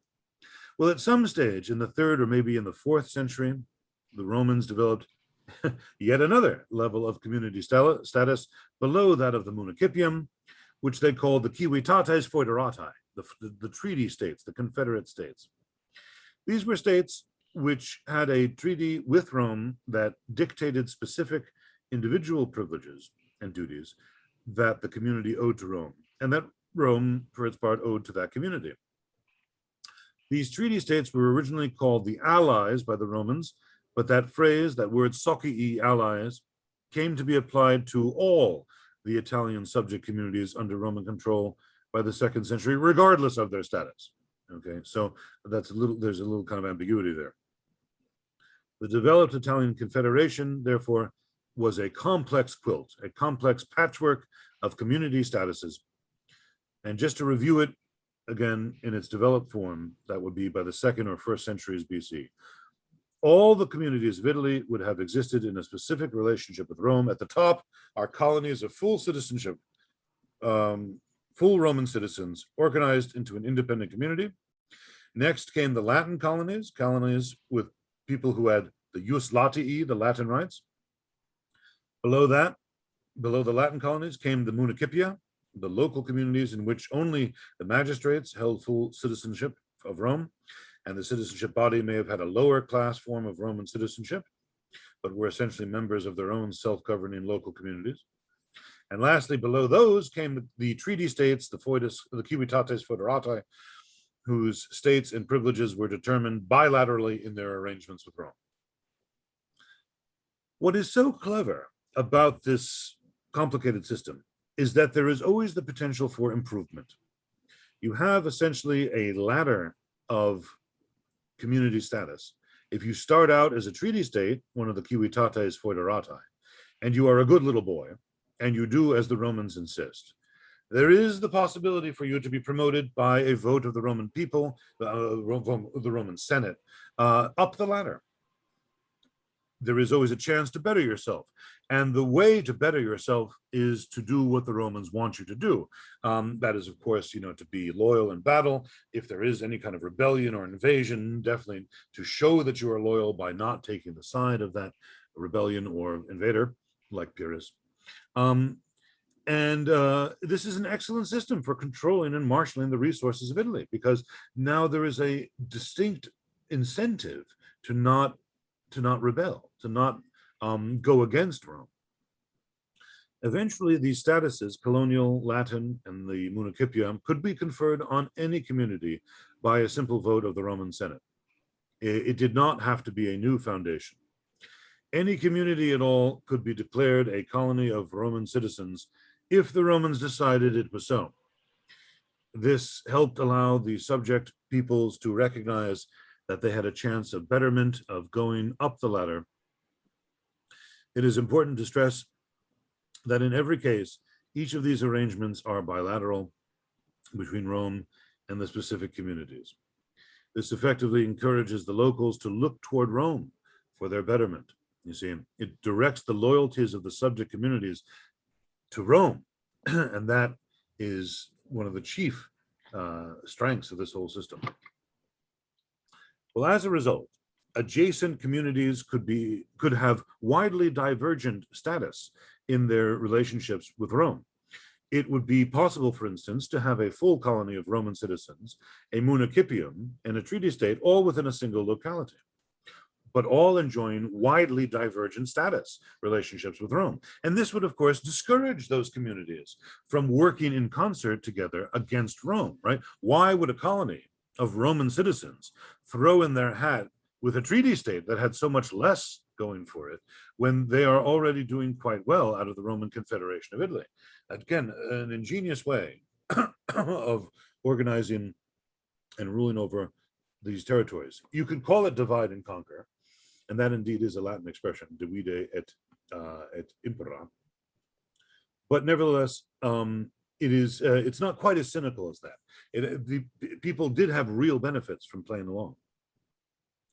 A cardinal benefit to the Romans in this entire system, and one that was at the root of their success in empire, was that whatever the relationship or status of the subject community, the fundamental requirement that the Romans demanded of everybody was the supply of men for their army.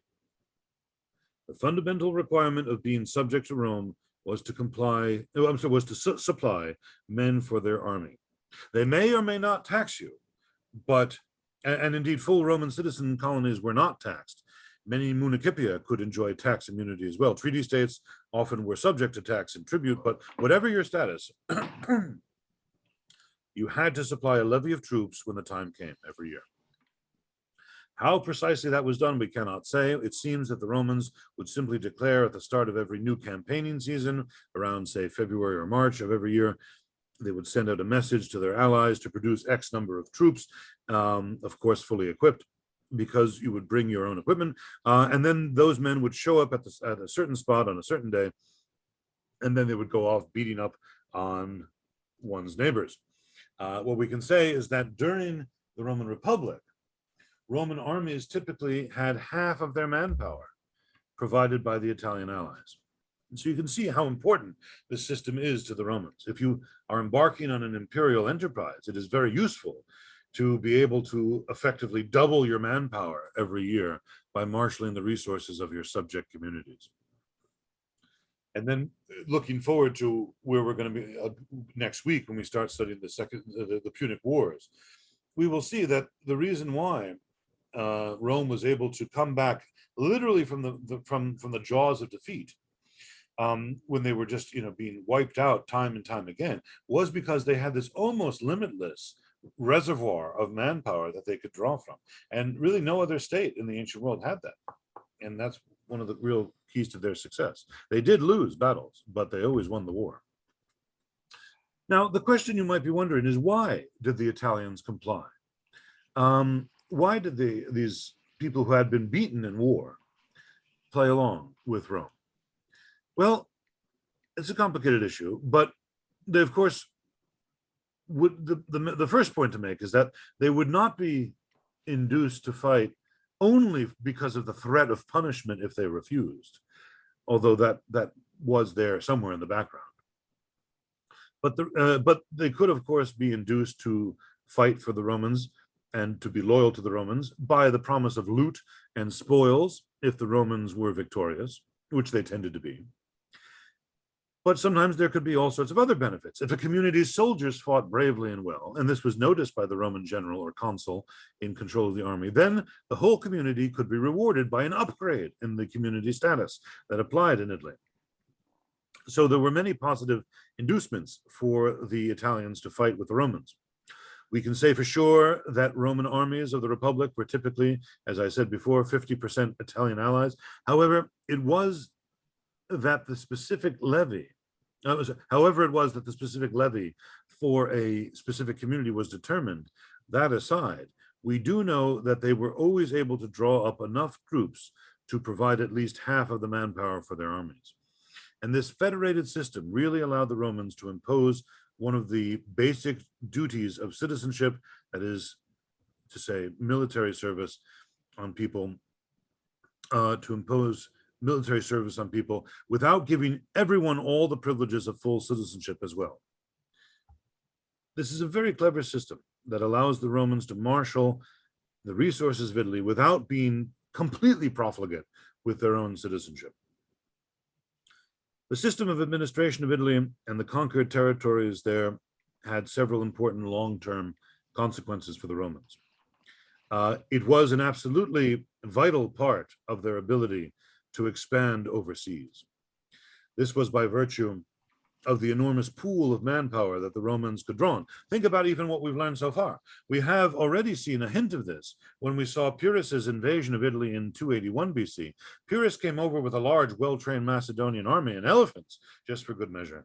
And he defeated the Romans in 2 major battles, albeit with severe losses to themselves. And in the first 2 encounters that the Romans had with Pyrrhus, they were no doubt defeated. This would have been in normal circumstances if Pyrrhus had been dealing with a sane community, the end of the war, right? If by all these standard rules of war in the ancient world, with 2 major defeats, the next natural logical pattern of events would have been that Pyrrhus would have waited in his tent, Romans would have shown up with ambassadors, and they would have negotiated a peace treaty, perhaps ceding some territory to Pyrrhus in Italy, giving over some money as a war indemnity, and that would have been the end. Instead, Pyrrhus went into his tent, and all that came were more Roman armies. Romans simply refused to negotiate, and they could draw up yet another army to send against Pyrrhus. And this dogged feature of Roman resistance, which was, as I mentioned just a moment ago, also going to be characteristic of the war against Hannibal in the Punic Wars, as we'll see next week. This is in no small measure a product of their knowledge that they do have this vast reservoir of manpower to draw upon. If one army gets crushed, there is plenty more where that came from. And this allowed them to, in their overseas conquests, to conduct campaigns often simultaneously in different parts of the Mediterranean. No other ancient state at this time could have marshaled the manpower and the resources to do such a thing, to carry out such widespread operations, or indeed to have refused to negotiate after 2 major defeats at the hands of an invading power. So the manpower element benefit of the Roman Confederation is a cardinal, perhaps even the cardinal benefit of the Roman system of administration of Italy. Another major benefit is that in times of crisis, the Confederation offered Rome great security. You see, we will see this, and I keep mentioning the Second Punic War, but that is the next major event we're going to be studying.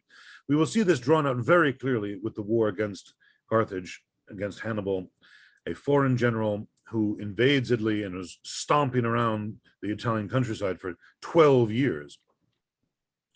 And we will see, though, that even though he did that, and his whole plan was conceived to be, the strategy was that he would pick off the various different Italian allies and kind of win them over to his cause, because he misunderstood and thought that they were being kind of, kept under the boot of Rome. That is a fundamental misconception of his that cost him the war in some ways, because we will see that the allies stuck by the Romans, and that was a key reason for Roman success. In fact, it is in the time of crisis that the success of the Roman Confederation and the success of the Romans in marshaling the loyalties of the Italians is really drawn out. This is when the value of their careful construction of this federated system within Italy is really brought to the fore, when they are threatened with ultimate destruction and their allies do not forsake them. They stand by them. Not one ally offered to go over to Pyrrhus when he invaded. There were to be some defections to Hannibal, as we will see, but particularly in the south, but the core of the Roman Confederation in central Italy stood firm, even in the face of massive defeats inflicted by the Romans through Hannibal and the Carthaginians on Italian soil. It is a remarkable story and a remarkable testament to the success of the Roman Confederation of Italy. One more long-term consequence of this confederation is what it reveals fundamentally about the Roman attitude toward their treatment of conquered people, which was to be at the root of the success of their empire, and especially of its longevity. For unique among large empires, the Romans, when they finally did find themselves in control of a very large empire, they extended this system of privilege sharing even outside of the empire. As a result, they would ultimately manage to create a massive political unit in which people, whether they lived in Syria or Scotland, or indeed were the king of Armenia, They all consider themselves to be Romans. It was never an ethnically based system. And it felt that they were, and those people, far, far afield, separated by language, separated by culture in many ways, by religion. Nevertheless, they felt that they were all part of a single political and cultural entity, even if there was plenty of diversity within the details of that fully developed, fully extended Roman Empire. The whole notion that people could be Roman, no matter what their background was, just like our notion that people can be Americans, no matter what their background is. That is a very powerful notion. And it has its roots in the system of confederation and privilege sharing in Italy. Even as the Turks were bashing down the walls of Constantinople in 1453, the Byzantines, we call them Byzantines, inside of Constantinople, called themselves the Romaioi. That is simply the Greek word for Romans. They still called themselves the Romans. And indeed, the inheritors of Constantinople, the inheritors of Eastern Christianity after the fall of Constantinople, that would be the Russian Empire. Let's not forget that the name of the last dynasty of the Russian Empire were the Romanovs. That name comes directly from the name of Rome. And in fact, Moscow was referred to after the fall of Constantinople as the Third Rome. So again, this same idea, this achievement of the Romans in marshaling the loyalties and of its subject peoples of an enormous international empire, all has its roots in their treatment of the Italian communities at this early point in their history. Okay, let us now segue, because we brought the story down basically to Italy in the year 270 BC. This is now the eve of Roman expansion across the Mediterranean. Italy looks like a quilt of varying status, communities in varying status with Rome, all of them, and this is the point that really has to be driven home, with the obligation and requirement of supplying the Roman armies with men.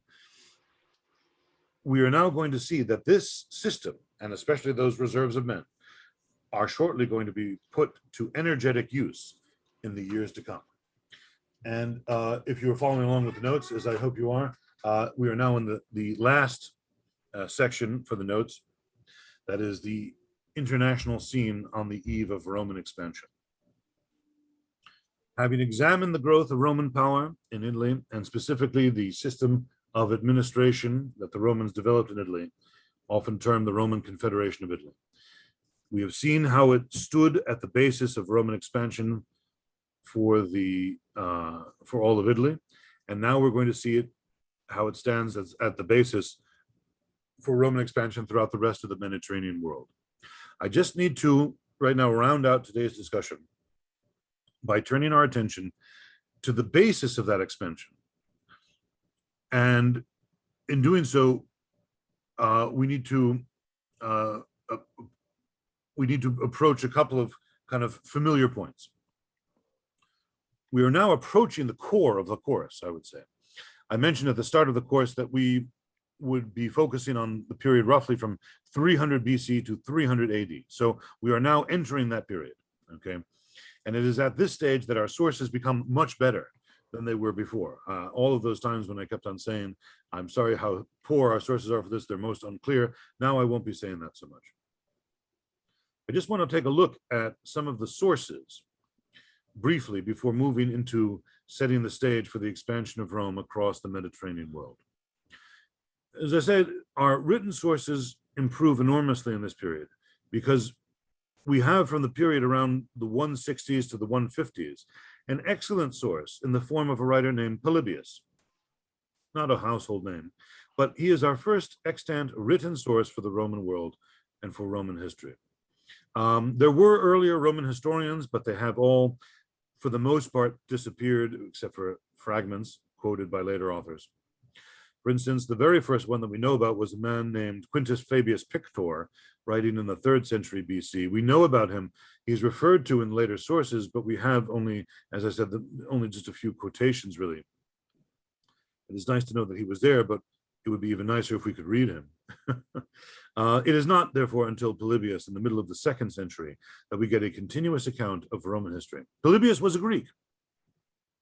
He had come to Rome as a hostage, taken by the Romans as a hostage against his own people in the year 168. Now, he was not a hostage in the modern sense of that term, being held in a basement, chained to a wall or something like that. Rather, he was treated with a great deal of respect, and he formed a friendship with one of the leading Roman families of the day, the Cornelii Scipiones, a leading patrician and consular family. He was given over as a hostage by his own people because of certain political intrigues and problems back in his home in Greece. And his political enemies basically said, okay, Rome is on the way up. They're moving into Greece. We need to ingratiate ourselves with them. And they didn't like Polybius. And so they basically sold him out as a kind of collateral, along with some other noblemen from Greece, to be kept by the Romans as diplomatic hostages for, to keep the Greeks on their best behavior. This was actually very common in the ancient world, diplomatic hostages. In fact, as the Roman Empire would progress and there would be certain hereditary elements at times in the Roman Empire, where an empire would have sons that would take over after him.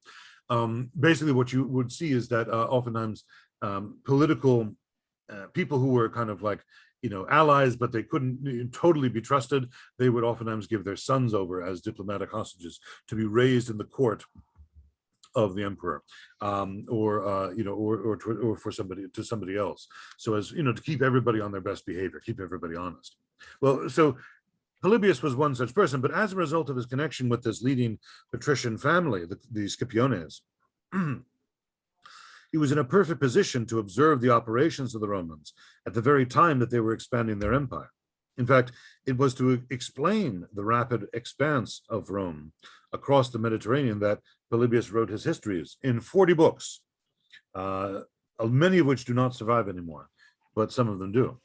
And the purpose of these books was to explain and to document the rise of Rome in so short a time as 50 years, from the fall of Carthage from the defeat of Carthage in 202 to the destruction of Carthage and indeed the subjugation of Greece in 146.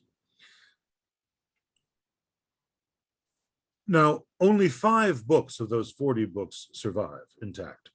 Others are known through excerpts and fragments quoted in other authors, but we do have a pretty good picture of Polybius's work overall. And overall, we are dealing with an educated, intelligent Greek mind, observing Rome from the outside as well as from the inside. He is observing Rome from the outside insofar as he is not Roman, he is a Greek, but he is there at the heart of things in the kitchen. So he makes an invaluable source for our study of the rise of the Roman Empire. Now, we also have Livy, who we've already met many times, and his work continues into this period. Much of it is actually based on Polybius. We have Dionysius of Halicarnassus, whom I have mentioned to you a few times already, who is writing about the same time as Livy, beginning 30 BC, or onwards in the decades following 30 BC. Dionysius wrote 20 books called the Roman Antiquities, which covered Roman history to the outbreak of the First Punic War.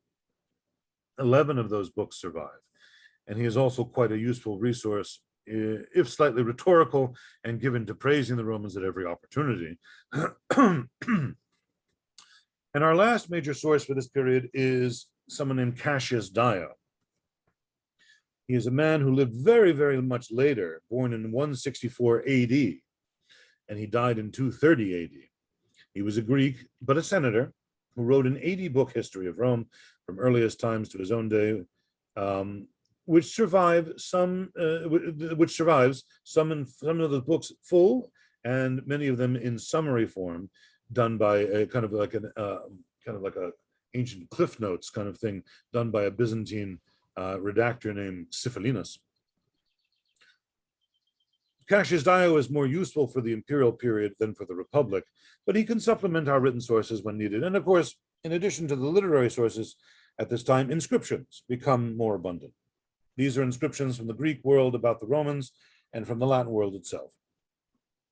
At this stage, the Romans have conquered Italy, and their language, Latin, is becoming the dominant language of the peninsula, starting to suppress the pre-Roman languages that were around prior to the appearance of the Roman state in Italy.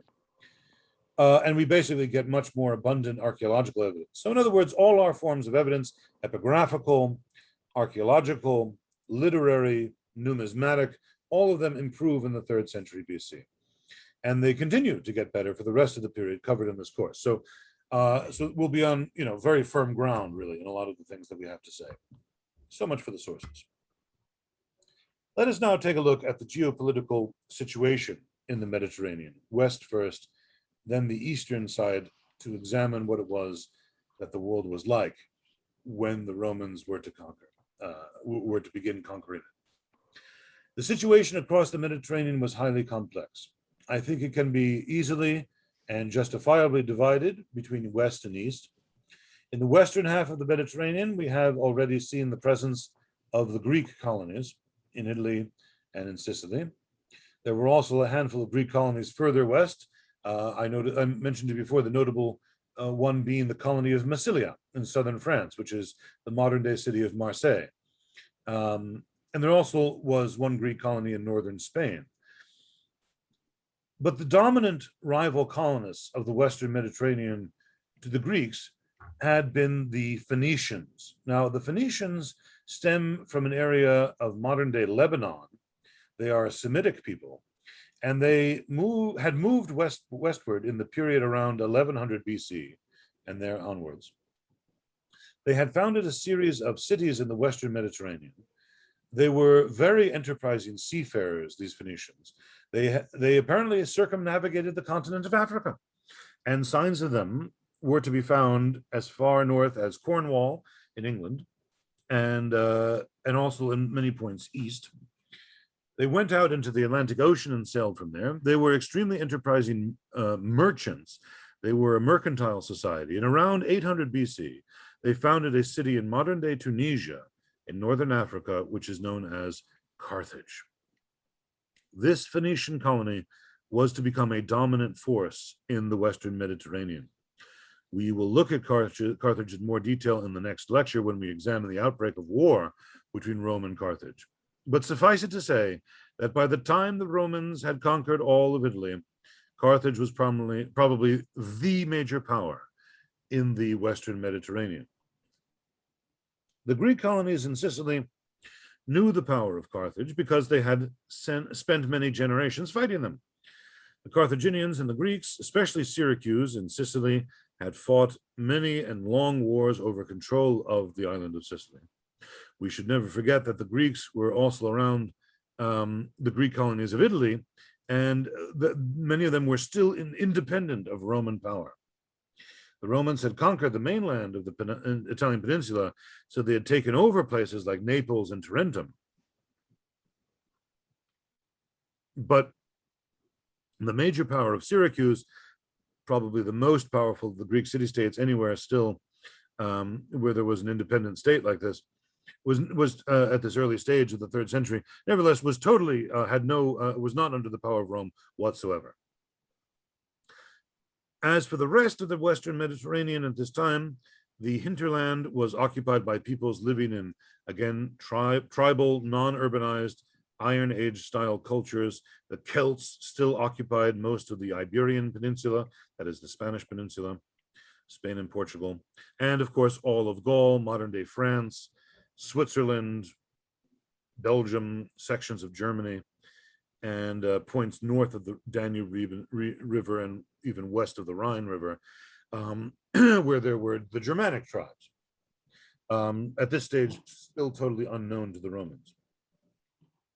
The Romans, I'll just say, were to enjoy a rude interruption by the Germans in the 2nd century BC. But that's all a situation for a later date, a story for a later date. So the situation in the West is not terribly complex. You get civilized, urbanized states in the Greek colonies in Sicily, an expansive naval sphere of influence under the Phoenician colony of Carthage in northern Africa, stretching along the coastal regions of the Mediterranean in the west, and then inland from those people the Romans and Greeks called barbarians, those living in these non-urbanized tribal warrior type societies. However, the situation in the eastern half of the Mediterranean is completely different and requires somewhat closer attention. The Eastern Mediterranean had a history of civilization that went back long before Rome was even conceived of. Many of these civilizations were as old to the Romans of the 3rd century BC as the Romans are to us, if not older. For instance, here in the east of the Mediterranean, we find the crucibles of civilization. Egypt, going back at least to 3000 BC, which had been an organized and civilized state from that time. Even older still, in the area of Iraq, stretching its influence up into Syria, the ancient heritage of the Mesopotamians, going back to 3500 BC. And of course, in Asia Minor, the very ancient history of the Hittites, going back to the Bronze Age, at least. The Hittites were no longer around, of course, by the 3rd century BC, but still the heritage of civilization, the tradition of living in urbanized cultures in the eastern half of the Mediterranean, indeed, had been a well-established fact for millennia. And of course, let's not forget about the Greeks. Right? The Greeks are also, they're the major civilized place inside of the eastern half of the Mediterranean. Now, it's not my purpose to review the ancient history of the entire eastern Mediterranean right now. So, what we want to focus on is the situation as it existed around 270 BC, which was very complex indeed. The situation in the east around 270 was a product of the conquest of one of the greatest military adventurers in human history, Alexander the Great, the Macedonian king who had conquered the extent of the Persian Empire between 334 and 323 BC. That is a remarkable story in and of itself, but we don't have the time or space to deal with it in any detail here. I'll just put it like this.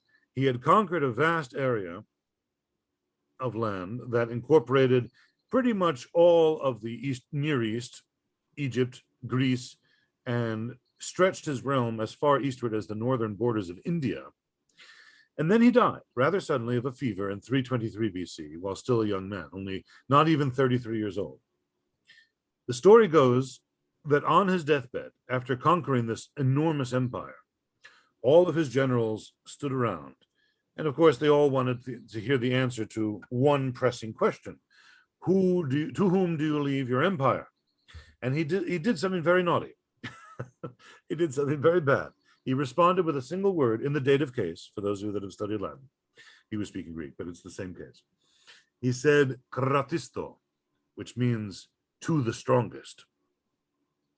And in doing so, he sparked a 50-year cycle of civil war among his generals who competed with one another, initially for control of all of Alexander's empire, but eventually after so many decades, they eventually realized that it was just too big for any one man to gain control over. So they fought for control over whatever corners of it they could successfully defend.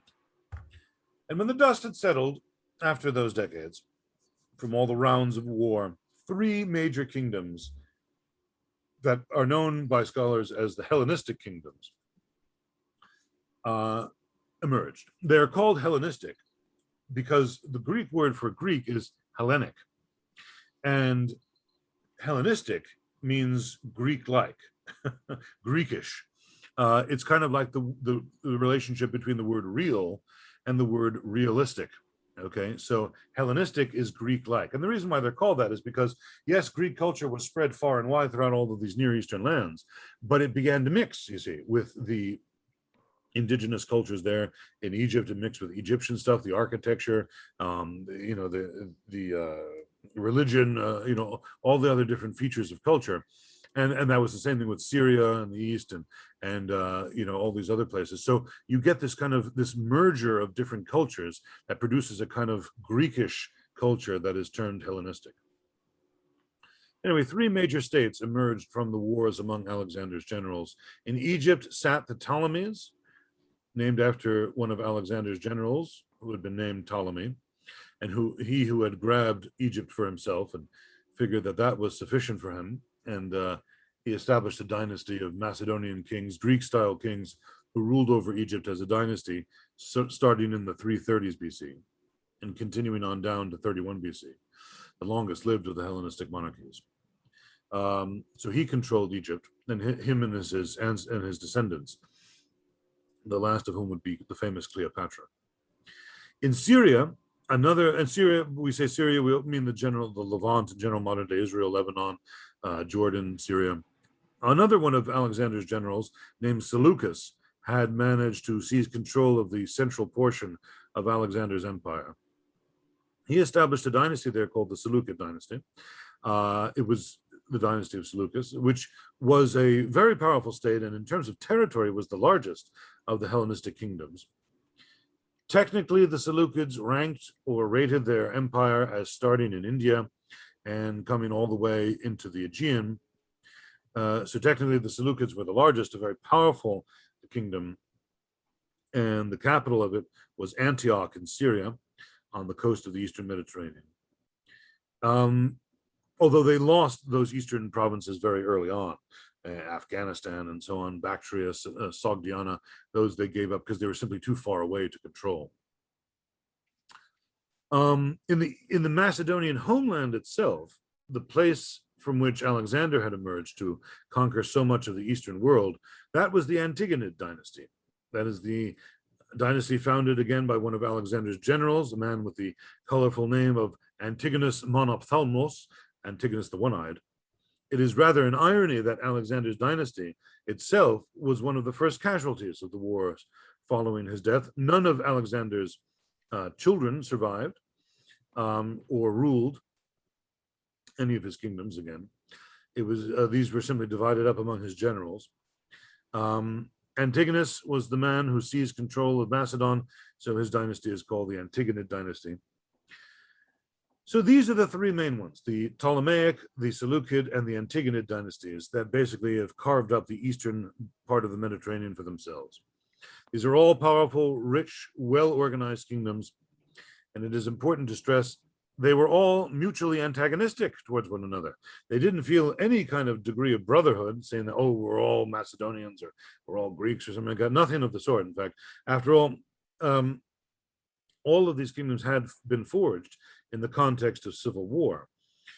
So they were continually competing with one another, either diplomatically or militarily, over the traditional areas of dispute in the border zones between these areas. So at one point, the Ptolemaic dynasty had control over Judea, where the ancient Israelites lived, and then the Seleucids took over, and that caused a big problem actually, because whereas the Ptolemaic dynasty had been respectful of the Israelites and of their ancestral faith, the Seleucids, especially one named Antiochus Epiphanes, Antiochus IV, who in the 2nd century, around the year 167 or slightly before that, had tried to impose syncretistic worship upon the Jews, had tried to impose the worship of the Greek gods upon the Jews and set up cult statues inside of Jerusalem. And that caused a huge revolution. This was the time period where the miracle of Hanukkah took place, and the Maccabees had their major revolt, Judas Maccabeus, under the Hasmonean dynasty. It's a very interesting history there too, but we won't have to go into that now. Anyway, the point though is that they did jockey back and forth for power over these border areas, and some historians saw this as kind of producing what you might call nowadays a balance of power. That yes, they were all mutually antagonistic to one another, but that's not necessarily the worst thing in the world. When you have big, powerful states, a multipolar political universe, it actually produces stability to some degree. You know, when everybody's kind of minding their P's and Q's because they're afraid of starting a war, you get peace oftentimes. You get kind of at least nothing, you know, it wasn't just, you know, all out invasions and, you know, genocides. So,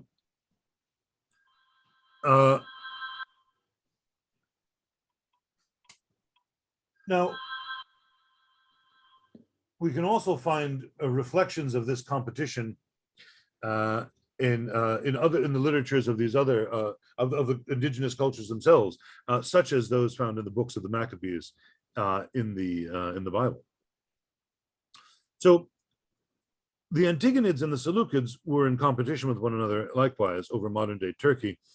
And it must be said that although these conflicts between the major powers were shifting, not continuous, none of these powers ever gained complete supremacy over the others. And as a result, between them, sometimes independent states were given a chance to emerge. By playing the major powers off against each other, smaller, independent, but no less powerful states did emerge. We're not going to cover all of them, but I do want to focus on three areas that we will feature in our story as we look at Roman expansion in this area. And of course, the first one is Greece itself. The main part of Greece was technically under the influence of the Antigonids in the northern regions. But there were two leagues of independent city-states that controlled Greece. In the northern part of Greece, there was the league called the Aetolian League. And in the area of the Peloponnesus, there was the league known as the Achaean League. These were leagues of independent city-states working together. Both leagues were mutually antagonistic, and both leagues together were antagonistic toward the Antigonids. So you see the complexity of the situation. The complexity of the politics going on here is really quite remarkable, because we are dealing with a totally organized society, a system of statehood that has a long heritage in the Eastern Mediterranean. If we turn to the states that I want to focus on, the independent states, besides the area of Greece and Asia Minor, we also see a very highly sophisticated, artistically rich kingdom that would emerge in the area of northwestern Turkey called Pergamum. Okay, this was the kingdom of the Aetolians in Pergamum, and it was very affluent, very sophisticated state that managed to survive in the buffer zone between the Antigonids and the Seleucids. And we will be hearing from them again. They will figure quite interestingly in 2nd century BC Roman history. Finally, off the coast of Turkey lay the island of Rhodes. Rhodes emerged in the Hellenistic period as a major naval power.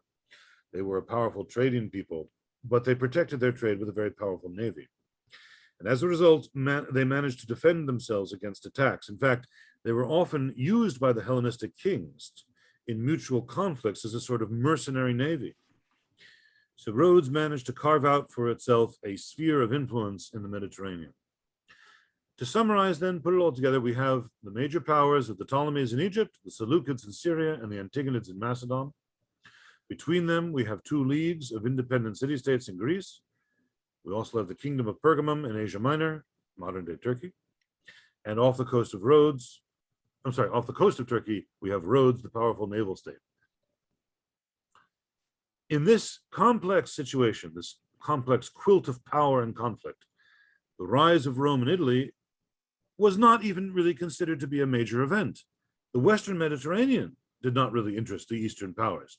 They were far more concerned with and focused upon the Aegean Sea and their mutual conflicts with one another. The status of the West in the Mediterranean was not really a matter of interest to the Eastern powers at all. So most of the major powers on the international scene didn't even pay particular attention to the rise of Rome as the dominant power in mainland Italy. They were in for a nasty surprise. But there were two exceptions to that rule, that nobody really paid attention to what was going on with the rise of Roman power in Italy. And those were Carthage, and later on the Ptolemies of Egypt. In our sources, Carthage is reported as having made 3 treaties with Rome. The first one as far back as the first year of the Roman Republic, 509 BC. The second was in 348 BC, and the third was in 306. These 3 treaties that are reported to us in our sources, Polybius primarily, the treaties are highly disputed, and some scholars are skeptical, especially of the first one. They say, why on earth would Carthage, a powerful state, pay any attention to what was going on really in an extremely regional, extremely unimportant place like Rome of the 6th century? It was a backwater in the extreme. At the end of the 6th century BC, why would they be interested in Rome at all? Well, our main source for this treaty, as I say, is Polybius, and he states the contents of this treaty. And he says that this treaty was actually visible in Rome in his day. He could go and see a copy of the treaty, which was visible in one of the public buildings in Rome. Other sources mention that the first treaty of Rome and Carthage was the one in 348. And there you have the dispute. How many treaties were there between Rome and Carthage? When was the first one? Well, the testimony of Polybius, I think, is very important. It is extremely difficult to discount what he says. He is usually very reliable. He tends to be a very good source. And before throwing Polybius out, I think we should have a reason to do so. If he says that he saw a treaty between Rome and Carthage that dated to the first year of the Republic, then he has to be taken seriously. And one of the pieces of evidence, this is an aside, by the way, in the matter of evidence, as a matter of the way that evidence can sometimes be quite congruent. One of the pieces of evidence that turned up quite recently, in the last 50 years or so, seems to have confirmed that this treaty was quite possible. There was the fact that there was a treaty between Rome and Carthage as early as the 6th century, because at the town of Pyrgi, Pyrgi, on the coast of Etruria, some temples were located, Etruscan temples, and in those temples were found 3 gold tablets that, Harvey, we actually looked at yesterday, if you remember. I showed you I showed you the Pyrgi tablets, and they record various religious things, donations in particular, and 2 of the tablets are in Etruscan and 1 of them is in Punic, which is the language of the Carthaginians. And this would seem to suggest that the Carthaginians did have an interest in the western coast of central Italy as early as the 6th century BC, because these tablets date to about 500 BC, just around the time when the Republic started in 509. So that the Romans and Carthaginians could have had a treaty as early as that time is not therefore out of the question. It's not even unreasonable. Well, the thrust of all of these treaties, as far as we can see, was to delineate a sphere of influence. The Carthaginians agreed that they would not interfere directly on the mainland of Italy, and the Romans, for their part, agreed that they would not interfere outside of the mainland of Italy. So these are non-aggression pacts that allow us to establish us looking at the situation, what the spheres of influence were. Here is one state, Carthage, that is taking notice of the rise in Roman power. I would not be surprised if Carthaginian trading interests seem to be the forces that propelled this, because their trading interests certainly did extend into the western seaport of Italy. It would not be surprising for Carthage to pay attention to what was going on with the rise of Rome, maybe apparently trying to secure Roman cooperation in establishing spheres of influence. We're going to see that basically Carthage was propelled in almost every direction, in whatever ways it went, by its mercantile interests. That was really the main focus. It was almost like Carthage Inc. or something. The other major state, as I say, that paid attention to Rome's power, rise to power, was Ptolemaic Egypt, which in 273 BC declared friendship with Rome. This is an important date because, you remember, it is just 2 years after the withdrawal of Pyrrhus from Italy. So clearly the failure of Pyrrhus to defeat the Romans soundly and carve out a little Italian empire for himself in the southwestern portion of Italy drew the attention of the Ptolemies. Epirus and Ephesus are 2 of the smaller Hellenistic states that were around at this time. And it obviously, this drew the attention of the Hellenistic states that are around at this time, like the Ptolemies. And the idea that Epirus, fighting in the Macedonian style, had failed to beat the Romans decisively, that seems to have piqued the interest of the Ptolemies. Therefore, in 273 BC, the Ptolemies declared friendship with the Romans. You know, if you can't beat them, join them. We will see that this was one of the smartest things that the Ptolemies ever did. By declaring friendship with the Romans at this early stage, they avoided the military attention of the legions right down to 31 BC. And as a result, the Ptolemaic dynasty of Egypt was the longest lived of the Hellenistic kingdoms. While the other Hellenistic kingdoms were being crushed by the Roman legions, the Ptolemies were friends with the Roman people and so avoided that fate, at least until the end of the 1st century BC. Even then, we will see that the ultimate fate of the Ptolemies was tied up with the workings of the Roman state and the development of the Roman Revolution, but all of that is yet to come. The situation then in the Mediterranean world prior to the emergence of Rome as a major power is a complicated one. There are many states, especially in the eastern half of the Mediterranean, many highly organized, urbanized, sophisticated states with a long heritage of civilization and independent statehood behind them, with the immediate heritage of Alexander the Great's conquest behind them.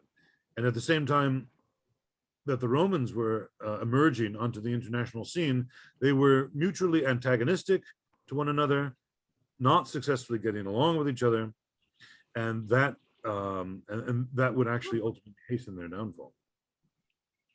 In the Western Mediterranean, as we've seen, there was the major mercantile power of Carthage, which we will look at the beginning of our next lecture.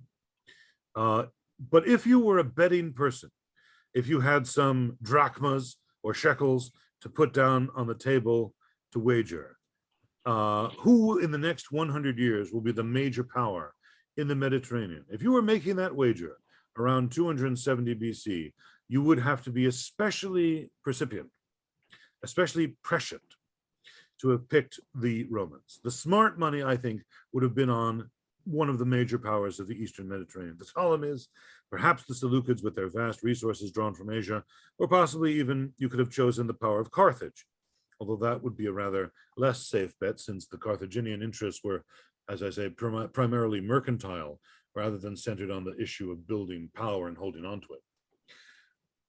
But one of the reasons why you would have had to have been especially prescient is that the Romans in the period prior to the First Punic War were not a major naval power at all. If you were to control the Mediterranean Sea, you would need to be, you were going to need to have a navy. This is why the Carthaginians or any of the major powers of the Eastern Mediterranean would be good bets, but the Romans, not necessarily so. They didn't have a navy of the sort, or they had something of a coastal defense, but nothing really. So naturally, if you are a land-based power in Italy and you need to defend your coast to some degree, you will have some boats. But and they did in fact have this, but it was really nothing. It wasn't really anything compared to what Carthage had. And now that will change. That will change bigly. In fact, most notably, by the end of the 4th century, the Romans are going to become very, very adept at naval warfare. In fact, we're going to see, in fact, that they will become so good at ancient naval warfare that they are going to after one of their victorious naval battles, they will saw off the ramming beaks of their enemy ships that they had captured and will bring them back to Rome as trophies and will attach them to the speaker's platform in the Roman Forum. Now, the Latin word for beak is rostrum, okay? And so when they put these bronze beaks, these ramming beaks, onto their speaker's platform, that is why a speaker's platform in English is known as a rostrum. But it really is the word for beak, but it was simply because they decorated their speaker's platform with these things. Okay, strange, but that is the reason why. But anyway, the point to make about all this is that the Romans at this point did not have a naval capacity of any real sort. It could definitely not have matched in any serious way the naval powers of Carthage, which had extensive trading interests and therefore extensive naval experiences. Their trading interests stretched all the way from Spain, Sardinia, and points north and west. And as we've seen, they showed a tremendous interest in the status of affairs on mainland Italy, primarily because of their commercial interests. So in the Eastern Mediterranean was the powerful navy of Rhodes, and the Seleucids also could marshal a very powerful navy from their Phoenician underlings. The absence of a Roman naval power would be one of the reasons most people at the time did not pay much attention to the growth of Roman power. It would seem to have been a very regional thing. Whatever's going on over there will affect the people of Italy, but we in Asia Minor, Syria are quite safe. How wrong they were to be. And it was to be Carthage that was to make the first mistake of rousing Roman wrath. And it was to be the first Punic War and the titanic struggle that that war involved that we will turn our attention to in the next lecture.